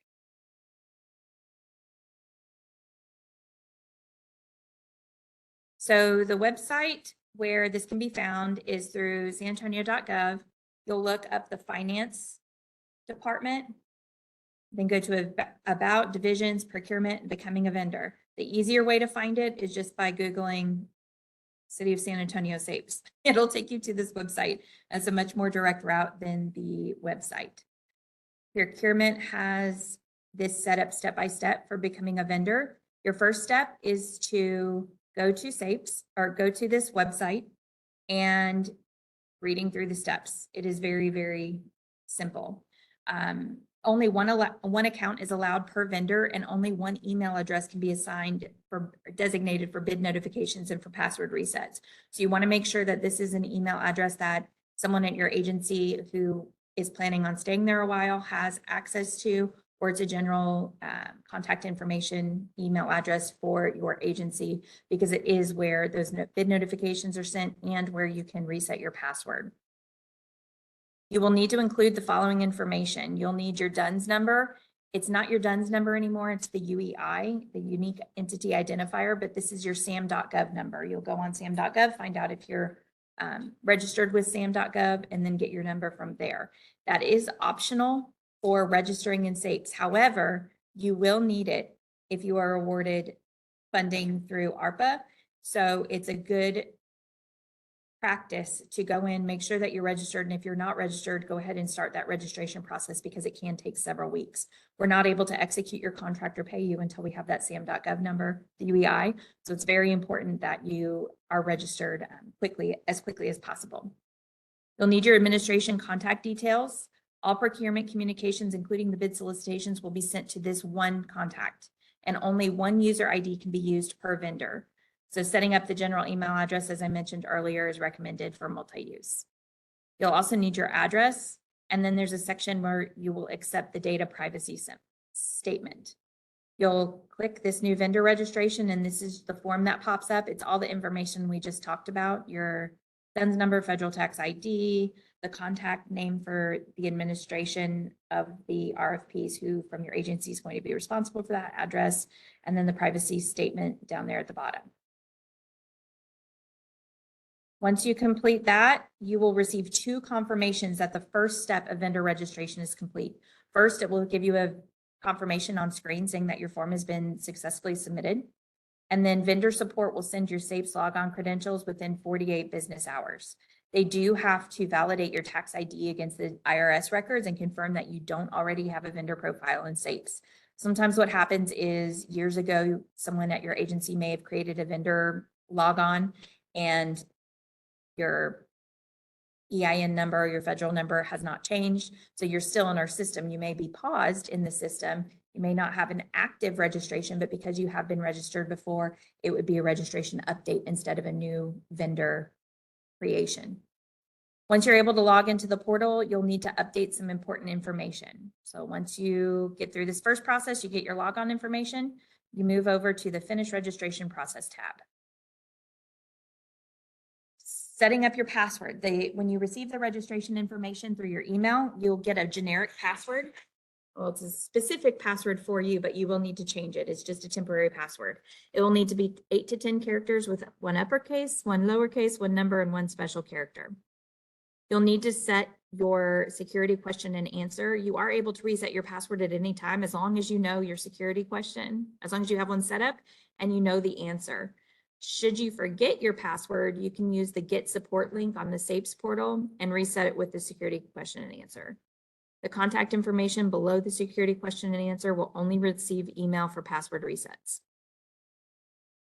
Once in the website, you will need to go to your vendor profile and complete all of the questions that are listed there fully to become a fully registered vendor. Some of the information is pre-populated based on that form you submitted at first. However, there are some additional questions as well, and you were able to change it. So if you registered with one address and you were in the process of moving and now you're going in there to change the address, you'll need to complete an additional form. Lots of forms in the procurement world. If you've been certified by South Central Texas Regional Certification Agency, some questions will be pre-populated from that as well. You'll need to complete all remaining questions and enter NA in any field that does not pertain to you. You have to complete this vendor information tab all at once. If you only complete half of it and save it, you'll have to redo the whole thing anyway. So it's a good thing just to sit down and get it done. Once you complete the required fields, click save, and then you'll get a message in the system that says it's been saved successfully. The National Institute of Governmental Purchasing, NIGP, these codes define the products and services that a specific vendor provides. Vendors automatically receive COSA solicitations based on your NIGP codes that you register for in SAPES. It's really important that you ensure that your NIGP codes are correct and that they're comprehensive. So if you provide more than one service, you want to make sure that you have the NIGP code for all of the services that you provide so that you get notifications for all the solicitations that may pertain to your agency. Only select the commodities that your company can actually provide, and then each 5-digit code for your NIGP consists of the 3-digit class number followed by the 2-digit item number. You are able to add or delete these codes at any time. So if you mess up or you think of something else that you want to add, you can go back in and change that. There on this website, there's the NIGP code lookup, which you can click on and it will walk you through the process of finding what you actually qualify for. To complete the request, here's a login link to SAPES. And then there's also a PDF form here that you can download. It's really handy to have these as you're going through the process. There's a lot to remember, but this PDF is very helpful when you're walking through the process. So I highly recommend downloading it. If you have any issues registering as a vendor or you need to update something and it's not allowing you to update it, you can contact vendor support. Their phone number is 207-0118, or you can email them. And then bidding and contract opportunities is what we will move into next. Switch back over here.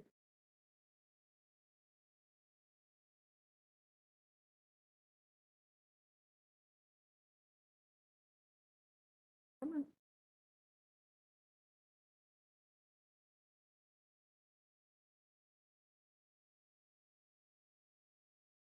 It's not wanting to share my slide.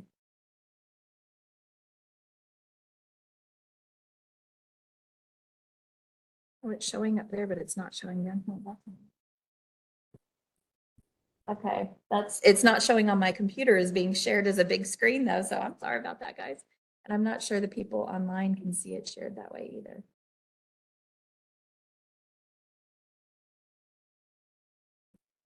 Let me stop sharing and try sharing this way again.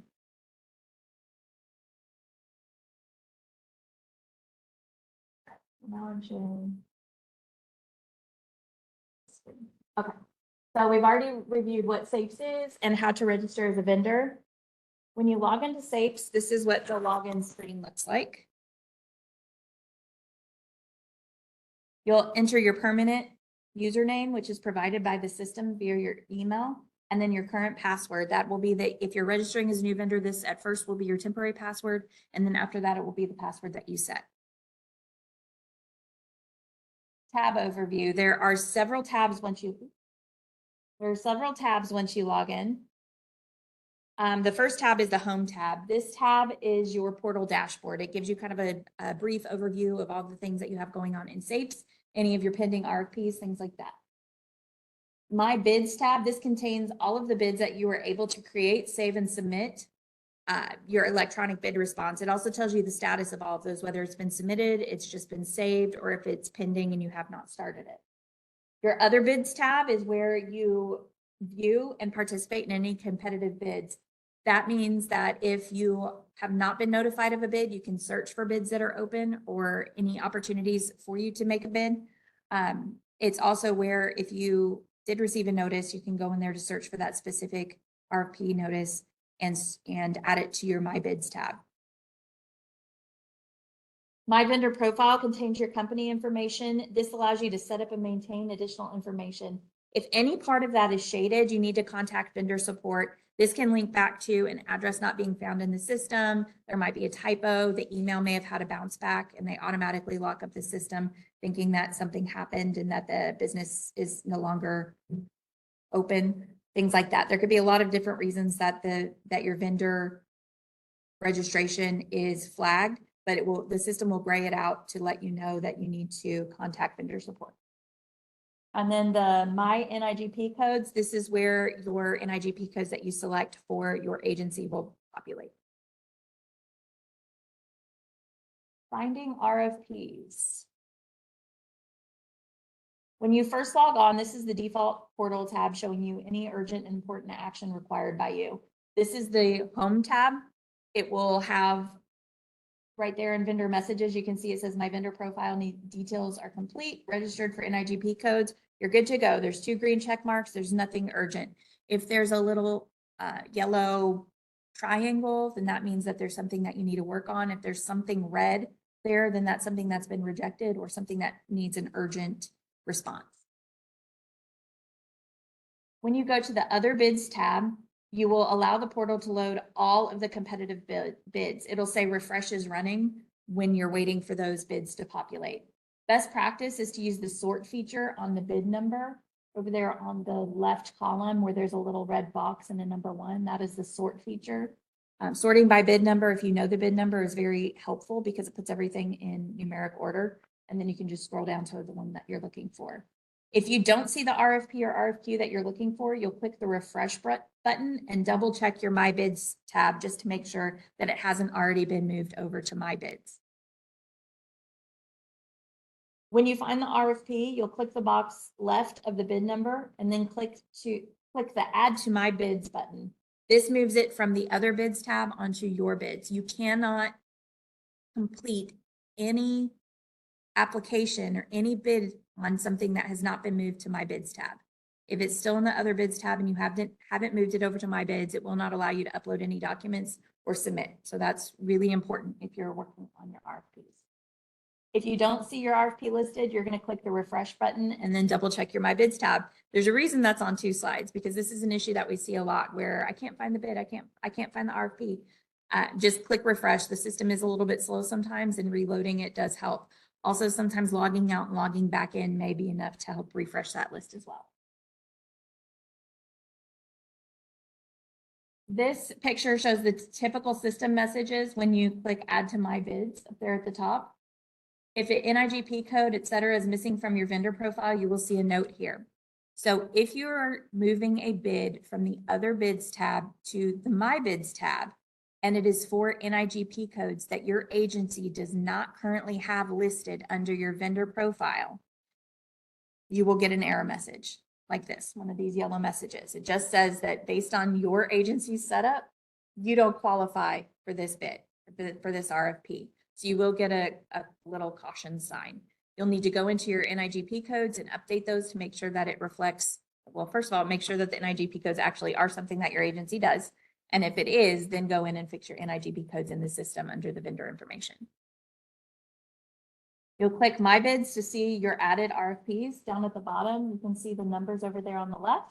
You can see the bid description, the bid type, the bid status, the end date, the response number, and your response status, whether it's saved. You can see the one that's yellow, it says no bid created, so there's nothing that has been submitted yet. And then there's one that says submitted. To view or download the bid attachments, when you find your RFP, you're going to click on that bid number. The bid number will pull up the actual document. You can actually download the PDF there. So the RFPs we were handing out here, that's how you would get a copy of that if you're viewing from home or if you lose your copy. It's preferred that you save all those documents to your computer and work off of the documents on your computer and then upload the new versions. It's really hard to complete any of the documents within SAPES and try to kind of do it all self-contained. You really do need to download it to your computer, complete them, and then re-upload them. Oops, I went backwards. So this is an email example of a notification of a published RFX or RFP or RFQ. It's not really an RFX. It just says we would like to draw your attention to the following RFP, the IFB test for sole source. It gives the number there. It tells you the closing date for the responses, and then it directs you to log into the vendor portal through SAPES to find more information about that bid. So to troubleshooting. If you're unable to see a solicitation, which tends to be the biggest problem that we run into, is make sure that you're using the right internet browser. Internet Explorer is the internet, what is it called? Browser, that's the word I'm looking for. Thank you, Clarence. It's the internet browser of preference for SAFEs, just because the system is older. However, now that Internet Explorer has not been updated by Microsoft, they've switched over to Edge. Try Microsoft Edge if you're having trouble getting through to it. I have not ran into any issues with Google Chrome, but that's not to say that there might not be issues on your end. So do try to Edge if you run into issues with either of those browsers. Click on Other Bids tab if you're not able to, and if you're not able to see any RFPs in that Other Bids tab, you're going to make sure your website is allowing the pop-up blockers, and you're going to make sure that you have no filters or conditions set under the show, hide, quick criteria maintenance. There's a filter within the system that will automatically filter to specific items. You have to make sure that that filter's off. So if you're not seeing anything, double check your filters, make sure that you're not limiting what is being shown to you. You're going to click on refresh or the export button. If you're not able to see any RFPs, make sure that your security and downloads are set to enable these downloads from the system. You'll go to tools, you'll click on internet options, security, then select the internet icon and click on custom level button. Look for downloads and it should say automatic prompting for file downloads. Then you'll select enable, click on the OK button and then log back into SAFEs. So anytime you have to change something on your internet browser to disable pop-ups, to allow for downloads, you'll need to close all the way out of SAFEs and then log all the way back in, just to make sure that it's that the internet browser has finished doing all of its updates and all of its changes that you've done. You'll go back in and click on the Other Bids tab again, and then after the automatic refresh, you should see the RFP numbers. If you go through all of this troubleshooting and you're still not able to see anything, you're going to want to contact vendor support. Again, their phone number is 207-0118. You can leave a message and they're pretty good about contacting you back quickly. Or you can also email them, vendors@sanantonio.gov. And then on the email subject line, just make sure that you list the specific RFP that you're looking for, that you're having issues with, so that they know they can kind of troubleshoot it ahead of time. If they're getting a ton of emails about the same RFP, then that's an issue on our end that we need to fix. On the My Bids tab. So this is what the My Bids tab looks like. You are going to select all. If you don't see the RFPs that you've moved over to My Bids, then you'll click the refresh button. If you don't see a solicitation, this is that filters that I mentioned earlier, the hide quick criteria maintenance up here. You're going to make sure that this says hide instead of show. If it says show quick criteria, then that means that the filter is on. So you want to make sure that this is on hide. You're going to click apply, and that should disable any of the filters that are there that are blocking your view of the RFPs that you've added to My tab. When the RFP number you're looking for appears in the bid number column, you're going to click on the bid number to view or participate. To view or download the bid attachments, you're going to click on the bid number, then click notes and attachment. So you'll click here, and then there's notes and attachments here. To create, save, or submit a bid response, you're going to click create a response up at the top. And then you're going to click My Attachments and then click Add Attachments to save or submit your bid response. Add Attachment is right here. My Attachments is right here. And then Add Attachment is right here. You'll choose your file and upload each file. This is where it's really important for your files to be labeled correctly, because when they come to us, it's just one big massive jumble of documents. And having those clear titles helps keep everything in order. And it helps keep everything very clear when we're looking for very specific documents to review, such as the budget and things like that.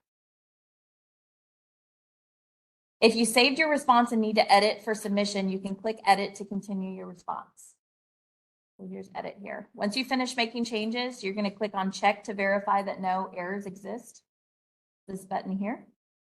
And then you'll click on submit to send your response electronically. Do not click save to submit your response. Save just saves it to SAFEs. You can edit it though. If you click save, you can edit. If you click submit, you cannot edit. Submit is like the final submission. It goes off and your application is done. If you click save though, you can go back and edit the documents. After uploading your bid response, you're going to check the size or the, I guess it's kilobytes, field to ensure that the value is not 0. So down here at the bottom, you can see that this file size was 12. That means that there's actually a file attached. If that was 0, there means that there could be an issue with the file that was uploaded and the system's not registering a document. It may look like something was submitted, but it's probably just an empty document that when we open it, there'll be nothing there. So make sure that there's some kind of size registering here on the bottom. If it's registering as a 0, you're going to want to re-upload. You can submit questions pertaining to the RFP through the questions and answers button. To submit a question, you're going to click on the question and answers here at the top. You're going to type your question and click send. The question is received and answered by the procurement specialist assigned to your RFP.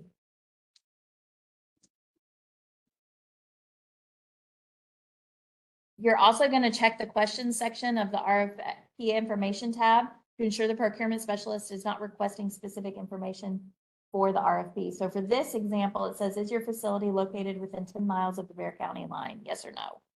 So with different RFPs that are put out through the city, there are different specific qualifiers for it. So you'll want to make sure that you've answered all these questions. If these questions are not answered, then you cannot submit. The system will not allow you to submit your application. You'll receive the messages shown in an email after you click submit. So on this picture, you see there's 2 green check marks. It says the RFP response, blah, blah, blah, is submitted. The RFP response, blah, blah, blah, is complete and contains no errors. This is the successfully submitted bid. If you don't receive these messages, ensure that you click submit and not just save. Remember, save, you can go back and edit. Submit is the only thing that actually sends it to us and qualifies as a fully submitted application. After the messages appear, you can click close and you'll be directed back to your My Bids tab. To check on the response status for the bid that you submitted and ensure that the status says submitted. So right here in this response status column, the first one is saved. This one is still editable, but it is not fully submitted. The third one does show that it has been submitted. Here's an example of a notification email for a successful bid submission. Just says, thank you for submitting a bid response. Here's the description, your response number, blah, blah, blah. Your proposal will be reviewed, etc. And once your bid is reviewed, it will go to our panels. Our panels will review the bids. They may have additional questions, but your procurement specialist will be your #1 contact through that entire process. I'm going to try to pull up the chat log and see if anyone had any questions. There's none. Okay, Patricia said there's no questions right now. Anyone have questions? You can unmute yourself and ask.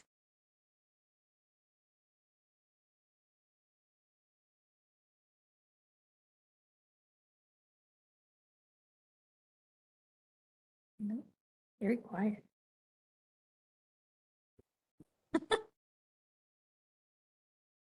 Okay, well, if no one has any questions, I'm gonna stop sharing my screen so it will come back where I can actually see it. We will. The question was, will this PowerPoint be posted online? Yes, it will be posted online. The link for the SAPES vendor registration and SAPES registration is also in the PowerPoint, so we'll make sure that this is online for everyone to access. If you have any questions that you think of after today, as Clarence mentioned earlier, you will need to contact our finance people. It's Donna Hull, DONNA.HULL at sanantonio.gov, and she'll be able to get the answers to your questions for you.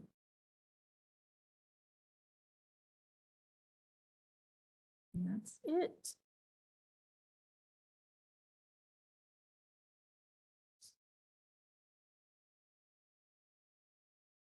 Okay, thank you all for attending today. We will have this posted online, hopefully in the next few days, and it will be available for your review.